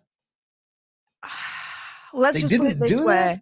Let's put it this way. The NYPD, the New York mayor, the paparazzi, even taxi driver were like, what freaking car chase, you morons? And then you look at the videos that have been released of this supposed car chase. It's nothing. There's no car chase. It's like, what the hell? What is this? What is this madness? So, yeah, as far as I'm concerned, it's a show me the receipts kind of situation, because they have made the claim, therefore the burden of proof is on them to prove the claim, right? And at the moment, all the evidence is pointing to liar, liar, liar, pants on freaking fire for both of them. And we all know, in my opinion, conspiracy theory, whatever, they love bending the truth to suit their narrative. And from the mockumentary of Netflix last year for the Harry and Meghan situation, they really laid it on thick to try and make her out to be Princess Diana 2.0. Really? You think that's why they were saying, oh my God, we're being chased by the paparazzi, just like my mother? Dude, of course. Dude, of course, because as soon as I read that headline, Meghan Markle would stoop to that level? Are you suggesting that? Dude, she'd stoop even lower. Come the frick on. She has gone lower. But anyways, I know nothing. I only know certain rumors out there. Oh, please. Here's the place to talk about those rumors. Okay. I watched a live stream, Tea with Tasha. Okay. And she had on this Hollywood correspondent person who deals with basically celebrity sex tapes, either brokering them to get them sold or to make sure they don't see the light of day. No, don't. No. All I'm going to say is this. No. A duchess who shall not be named. No. Rumored, alleged, we do not know. No. Ass munching. And he says he saw the tape. Yeah. Yeah. Harry or somebody else? Someone else. Oh, good. Well, that sort of makes it better. I don't want to see Harry munching her ass. That would be weird. No, she munching. Duchess who shall not be named. I don't know who this person is. We don't know. This is someone that someone else said on a stream. Yeah. Yeah. Oh, no, Steph. Someone likes a different kind of salad. And they don't. It's not chocolate. It's not chocolate drops. I want a TARDIS. I want to go back in time and just erase all of this, please. Please let me. Oh no! Hey, but what about this guy? Wasn't gonna divulge any further, and you were like, "No, please do." So you get what you asked for. I don't learn my lesson well at all. No, you really don't. Talk about this guy. This is the guy I'm wondering about. Oh. This picture is a little sus. His hand is just a little too close to the goods. Oh my goodness! Right. Her handler. So. I mean, like all the places he could put his hand to guide her. Creepy old dude, whoever creepy old dude is. That's a little sus, that picture. Okay, so I don't think it's sus at all. It's as simple as that. It's on her back. It's not on her butt at all. If it was like a centimeter lower, it would be on her butt. Yeah, but it's not, and that's the point. You've got another bodyguard's hand that's a little bit higher, so the bodyguard that's further behind doesn't have that much more space in terms of like real estate to be able to guide her through. So he's doing that still in a way that's not violating her space. You take a better you have a more generous mindset than I do. That was just kind of a creepy, weird picture. So. I mean, there's this rumor that the main bodyguard had who had the and I forget his name. He had a yellow golden tie, very similar color to Megsy's dress, right? There's the rumor that she's basically having an affair with him, which is mimicking the whole Princess Diana affairs with her bodyguard, right? Yeah, I was going to say really that sounds to, hammer that whole Princess Diana comparison to a T. And I'm like, no, show me more evidence. If all you've got is freaking that he's wearing a same colored freaking tie as a dress, I'm sorry, that's nothing to me. Yeah, that sounds like Kermit the Frog in the Muppet movie. This looks familiar, vaguely familiar. Well, JKD Buck says, I wouldn't touch her butt with your hand, Jeff. Okay. Disa Mariah Depp Alter Nerd. Wow. Yes. That's obviously one of your people. Yes, it is. Hey up, Bloss. How's it going? Welcome, congratulations, and thank you for becoming a member of the Clean and Sober crew. Woo! Deeply appreciated. Thank you so much for that. I appreciate that. Steph's people are welcome here all the time. As Steph and Danny on Direct are the only two people in the entire world that have an open invitation to join me anytime, any stream, anytime they're available. Yay! I love Danny on. Dude, you two are just the best people. You two are just the best people out there. You're solid. I mean, of course, anybody else like Flux, Valhalla, and the list goes on and on. If you ask me, you're on always. But Steph and Danny are the only two people that have an active invitation for anything.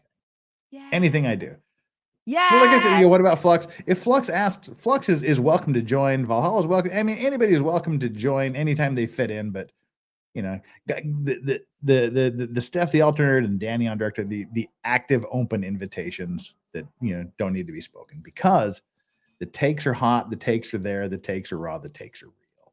So we've got this and the boobs are real as well. Booyah. cannot argue with that. Nope. Nope. No boob job required, just eat a shit ton of chocolate. Not the Meghan Markle kind of. I mean, the Duchess who shall not be named chocolate. Yes. Anyway. And if you were lucky enough to be there during Steph's dance on the F at Friday stream, if not, you'll just have to see if it can be replicated in the next month or two. We'll just have to see. Don't expect it. You can't miss the streams. It just has to happen organically. Like me taking my jumper off and, showing me and my bra, like it just happens. Very organic. Yeah, very organic. All organic. No all the artificial preservatives or additives. It's all organic. Nope. I never thought, like at the beginning of this stream, Steph. I would end up just being like, Neither yeah, did I. I'll just stream in my bra. Screw you all. Steph, I can honestly say I never thought of that myself. But that's the only thing I've been thinking about the last hour. So whatever. That and Steve. Yeah, that's Steve. That and Steve. Fluxy says, bring back the booby dance. Steve, there you go. Jeff deleted the stream. Yes, he just had to be there. Like I said, literally, that's how bad it was in my head. I only remember starting it, and I remember Steph's dance, and I remember nothing before or after. I did, just the important part. Like I said, you remember the best bits. Yeah. So you are implying or saying that this alleged car chase was not as it was meant, not as it was portrayed. Correct. And I know we were sending messages back and forth where I was talking about it sort of being the paparazzi finally managed to lose the royal family at the end of the 2 hour. They may have been seeking out because they clearly just only want privacy. They only want to be left alone. Yeah. The world privacy tour.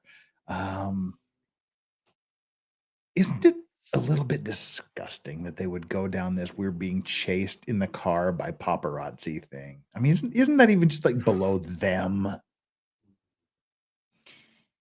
This is the thing, right? It's crass and it's stupid. You are at an event where there's going to be paparazzi, okay? You can't have it both ways to turn around and be like, oh, take my picture, take my picture, take my picture at a paparazzi kind of filled event. And then afterwards be like, no, don't do it anymore. You can't pick and choose, okay? That's the price of fame, especially at their level. Their whole rationale about this whole chase was we didn't want to let the paparazzi know where we were staying, okay, because we were staying at a friend's house. Okay, 2 things. 1, paparazzi know where everyone lives in the freaking New York, right? They know. They knew where they were staying before they even went to the friend's house, okay? They're not freaking stupid. 2, rumor has it that they were freaking cheapskates in the first place and didn't want to pay out for the Carlisle Hotel. Yeah. Rumor has it they went to Carlisle Hotel and they were like, we want a free room or we want a heavily discounted room. Carlisle turned around and says, go freaking do, and we ain't doing that. And so they ended up staying at a friend's house, allegedly. Well, and see, I mean, we saw this with Amber Heard too, when she filed her secret restraining order application, and she didn't call the paparazzi and tell them that she was doing this. They just magically found her when she walked through these giant glass doors where if she didn't tell them, she could look through the glass doors and go, oh my God, there's a bunch of photographers out there. I'm going out a different exit. But she walked into the middle of it. Yeah. So we clearly know she fucking told them to be there. Well, the rumor has it is that the head of her security at that point is ex-Secret Service. Yeah. Oh, yeah. For the Obama administration. And I mean, without too much punnery here, is called the King of Backdoors. In the sense of, yeah, I know. Once you get over that bit, that he's able to get people out very, very quietly through exits where no one else is going to be. He had that option for them. They decided to still walk out at the front where all the paparazzi were. I'm sorry, but they're making a rod for their own back. Yeah, this is the thing, right, that really, I'm like, what the frick? They lived the royal family because they wanted privacy, right? They wanted to live as private citizens, this, that, and the other. But the stupidest thing about all of this is that I know more about them now than I did when they were in the freaking royal family. I know about freaking Prince Harry's his blue balls, and his unique way of how he uses and applies Elizabeth Arden's freaking 8-hour cream, okay? Dude. What the frick are they doing? You can't turn around and say, we want privacy, but then openly talk about your dick and your blue balls and everything else, all right? Steph, what is that? What is that? When for some reason you and your brother have your willies out in Antarctica together, and then you somehow get frostbite, and then you're rubbing cream on your dick thinking of your mother? What the fuck?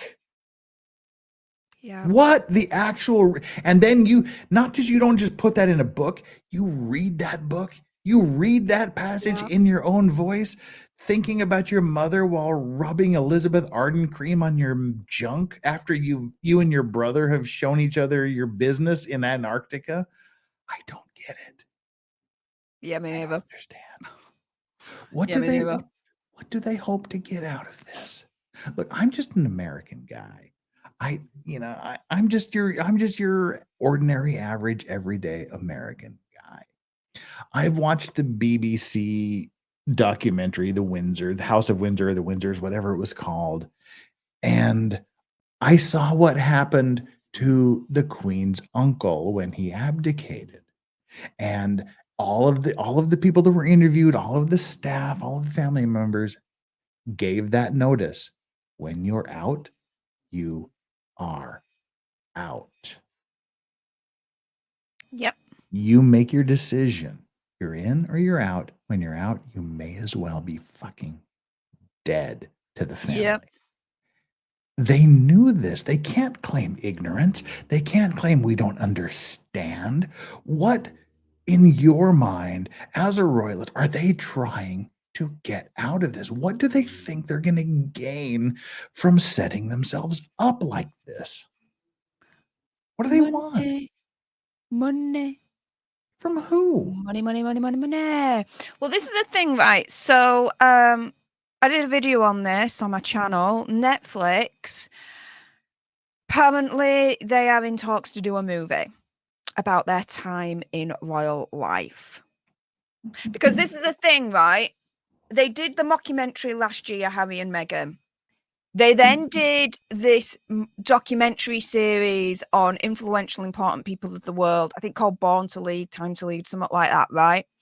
Thing is, right, that documentary series, it bombed. Why? No one gave a shit about it. There was no advertisement, there was no promotion, there was no nothing. No one really knows that it exists unless you need to know, i.e. me, right? And so Netflix knows this. Netflix knows that unless they talk about the royal family, unless they use their royal connections, it's just not going to get the eyeballs and the clicks that they want, right? Mm-hmm. And so, yeah, at the end of the day, they're all doing it just for money, clout, and to try and get into the Hollywood A-list. They're that desperate to do it, opinion, conspiracy theory, whatever. Wow. Well, Joe Choi says, I loved Princess Di shaking hands of AIDS patients when so many people were too scared. Yeah. And even if you go to Prince Philip, I mean, that was one of the things, like, speaking of the BBC documentary, when they were talking about one of his tours to Africa, where the African military commander would have to give something to a random white person who would give it to Prince Philip, because it would be unseemly for Prince Philip to actually touch a black person. And he got pissed about that and said, fuck this, and actively went and shook hands with someone who was a different color. There are those things where they set themselves apart from the old school, like Princess Di shaking the hands of the AIDS patients, and Prince Philip, shaking hands with black people in Africa. Doing those things are extraordinarily, admirable to set themselves, and it's a beautiful thing to see. And like Joe Choi, that is a thing. I mean, that was some amazing thing, and she took a lot of criticism and a lot of praise for that, if I remember correctly, when it happened. Nicholas Staroff says, Photoshop Steph's body. Please, Nicholas, go to your room. Get out of here. Jeff's ASMR rant is nice. Well, look, we talked about this a little bit before the stream. I was thinking this morning, we're just random people in the whole grand scheme of the human race. You're a random person. I'm a random person. Everybody here in the Vice Squad, the chat right now, we're all random people. Meghan Markle was a random person. And there was a scene in the TV show. She was in Suits, and I was late to watching Suits, and I thought she was kind of hot. She was like, all right, this is like pretty smashable. And then there was at one point where I was like actively watching the credits, and I saw Meghan Markle. And, holy shit, that's Meghan Markle! I had no idea. But there was one episode where she talks about, oh my god, I was dating this guy, and he was British, and he had a title. And she's like, no, really? I thought, was this foreshadowing? I never did like compare the times to see if it was before or after she was supposedly dating Prince Harry. But there was this whole big thing where she's like, yes, I dated this guy and he was British and he had a title and everything. Oh my God. I thought it was either foreshadowing or a cute little nod. But at some point, she became not a random person. And I wonder what it must be like to her when she goes to sleep or when she sits alone in her house, which is not Frogmorton anymore. And just wherever she is, whatever she's doing, she sits down at night and she goes, like, the fucking King of England hates me, like personally hates me. How weird must that be for someone to know that the King of England knows of their existence and has an active dislike for them? Where do you go from there in your life? I just can't imagine what that would like if King Charles just randomly said, legal vices Jeff can go bloody well intercourse himself for all I care. I mean, I don't know how I would react to that. But well, to be yeah. If you're Meghan Markle, opinion conspiracy theory, whatever, you grift and monetize the hell out of it. But that seems like at some point that's going to dry up real quick. People are going to get sick of your shit. Oh, yeah. People are going to have interest in the royals forever. And especially, I mean, in America, we romanticize the royals probably much more than the British do, because it's something we don't have, kings and queens and things like that. It's something we read in fairy tales and storybooks. So we romanticize it a lot. And I mean, I generally think that, Americans and whatnot are getting pretty sick of the shit at this point.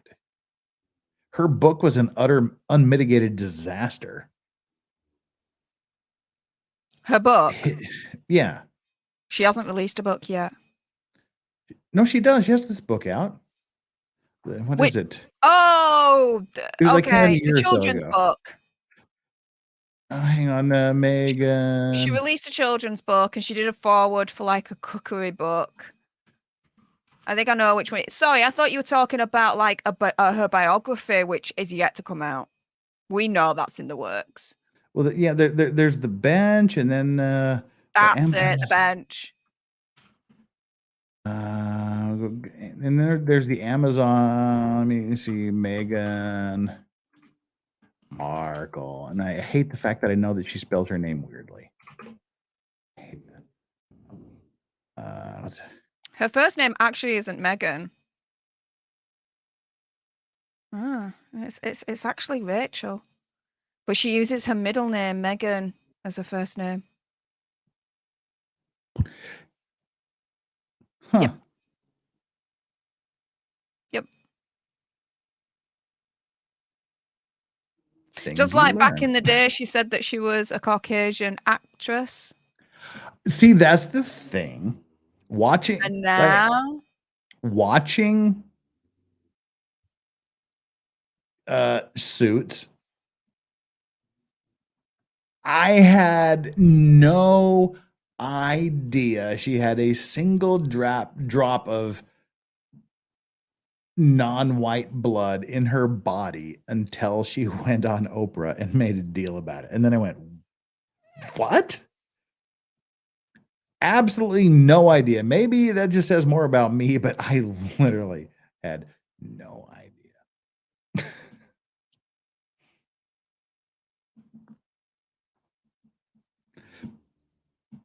Caucasian. Shut up, Porcelain Thunder.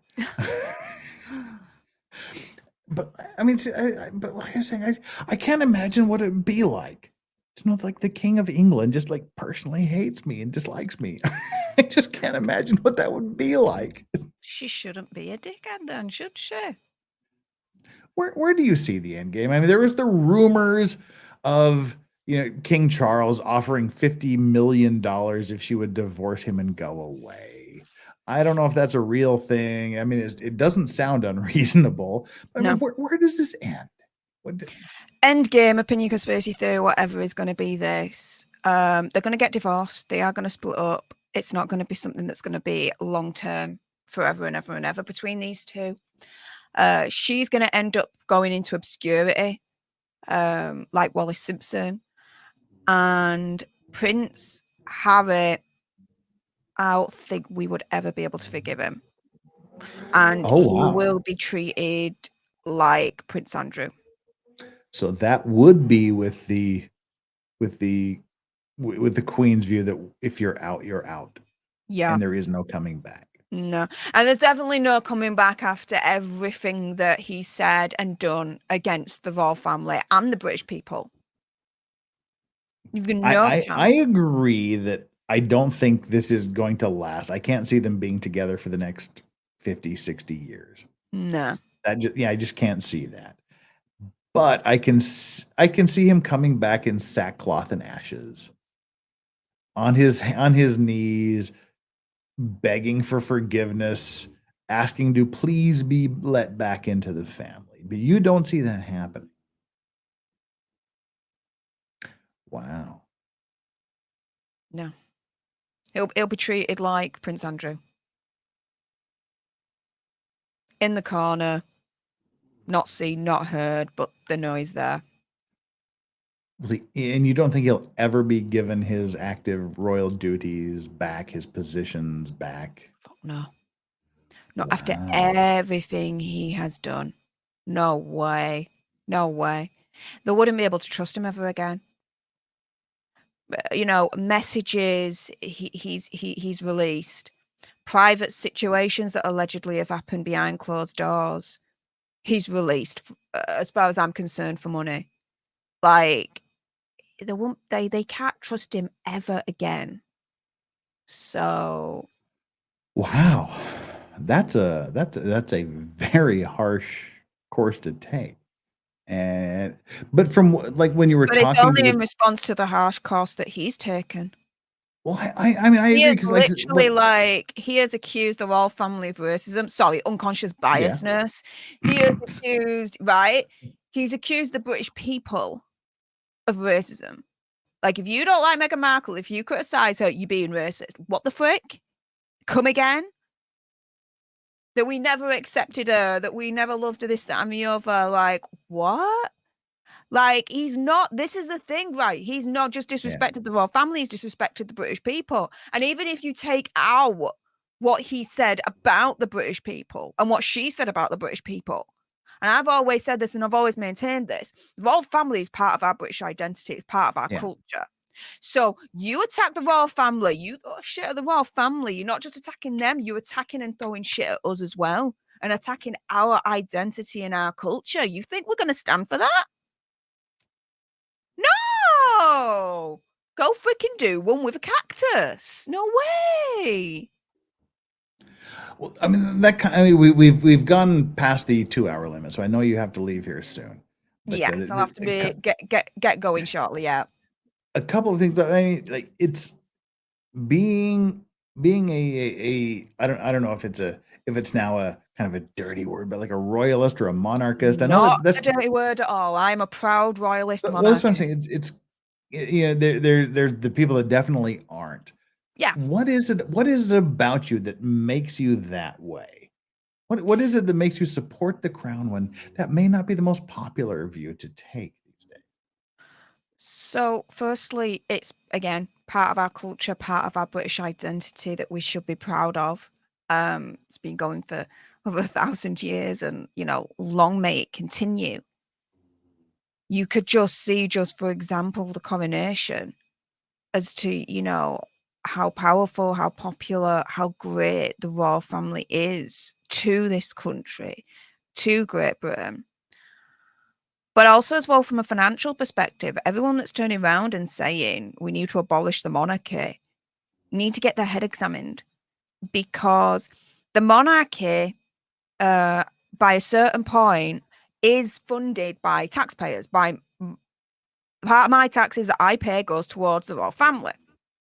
Thing is, though, for like every and I'm going to put figures out here, but it's not too far from true. For every pound that we invest in the royal family, we get like £3-4 back. That's the statistics. The statistics that I've heard. That's one, Correct. 3 for every Right. one. Yeah. So this is the thing, right? They are good value for money. They are good for our British economy. They are good for tourism. And so you want to turn around and you want to say abolish the monarchy. Have a look at the figures and then come back to me and say you still want to abolish the monarchy. Without them, our main tourist attraction for Britain's gone. It's gone. That source of revenue, gone. Never mind the stuff that they do for charities. Like King Charles, Queen Camilla, Prince William, Princess Kate, they are all patrons for numerous charities. Because they're patrons for these charities, they do so much good for those charities. Get so much more money in, much more awareness about these charities that otherwise wouldn't have happened. You know, they serve our country. Yes, do they live in castles and do they have this opulent, amazing lifestyle? Of course they do. But guess what? They work damn hard for it. And if anything, Prince Charles should be more popular with those that are turning around and saying abolish the monarchy, because he's actually streamlining the monarchy. He's turning around and he's saying, if you're not a working royal, you're not getting any taxpayer money, you're on your own. Boom! He's streamlining it. Brilliant. The whole kind of ethos with King Charles's rule now is, are you good value for money? Brilliant. Crack on, King. Crack on. See, I mean, like in the land of no royals, because of all that, 1776 stuff. Yeah. I like for me, from my perspective, is I would see the monarchy sort of as we would view the American flag, the figurehead, the representative, the embodiment of what it means to be British, but like what it means to be American. It's the flag. The flag stands for that, and I would see it that way. And I respect that madly. It's just it makes no sense to kick against a national identity. I mean, what it means to be American, what it means to be British. Yeah. And what are your hopes for King Charles as we wrap this up? More of the same, a modernized monarchy, the downsizing of the monarchy is a big thing these days. With Princess Anne saying, okay, now she's got to take on more duties. She's not a big fan of the downsizing of the monarchy, but she's taken on very important roles. Where do you see the future? What do you look for with the King Charles monarchy? Let's put it this way. I hope I'm wrong. I don't see his reign lasting too long. I think in the next 10, 15 years, we're going to have another coronation. I would agree, and like I know I've talked to you and semi-jokingly about this before. I wondered how much of when Queen Elizabeth finally passed, there was a thank fuck for that on his part. He is literally right now past the statistical life expectancy age right now. And I know there was a lot of people who was going to go first, him or her. But I mean, I'm glad that he finally gets this. He finally got this. And I know it's a horrible thing to say, but I just wonder kind of how much of this there was like, oh, finally, or yay me. But as you said, but I think, and I guess rather than what would we look for in the King William thing or whatever name he chooses, but I mean, different than that, I guess the question I would have is how different was it? How moving or strange was it the first time that you sang God Save the King? Something It that was people haven't natural. really, Yeah, something that people haven't sung or it was said natural. for 70 years. Yeah, natural. That's Because interesting. king, queen, for me, it's just that they are figurehead. That's it. King, queen, whatever. Yeah, natural. The one thing that I had to really get my head around, and it took a minute, was stop calling him Prince Charles. Hmm. I call him King. But yeah, God Save the King. Yeah, natural, easy. Grifter Wannabe says someone needs to ghostwrite the book. They Wah! did do. Look at it on Amazon. Someone did do it. Oh no. Oh yeah. But yeah, Steph, it's always an absolute honor and a pleasure to have you here.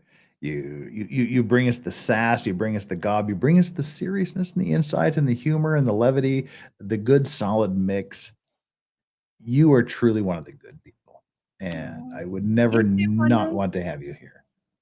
Yay. And I you would got nice never tits. not want to have me here too. I agree. Not like I'm biased to anything, but yeah, I totally agree with that. Yeah. Thank you so much for being here, Steph. I appreciate you taking the time out of your afternoon to be here and put up with my nonsense and to be part of this. It's always great to have you here. You are honest to God,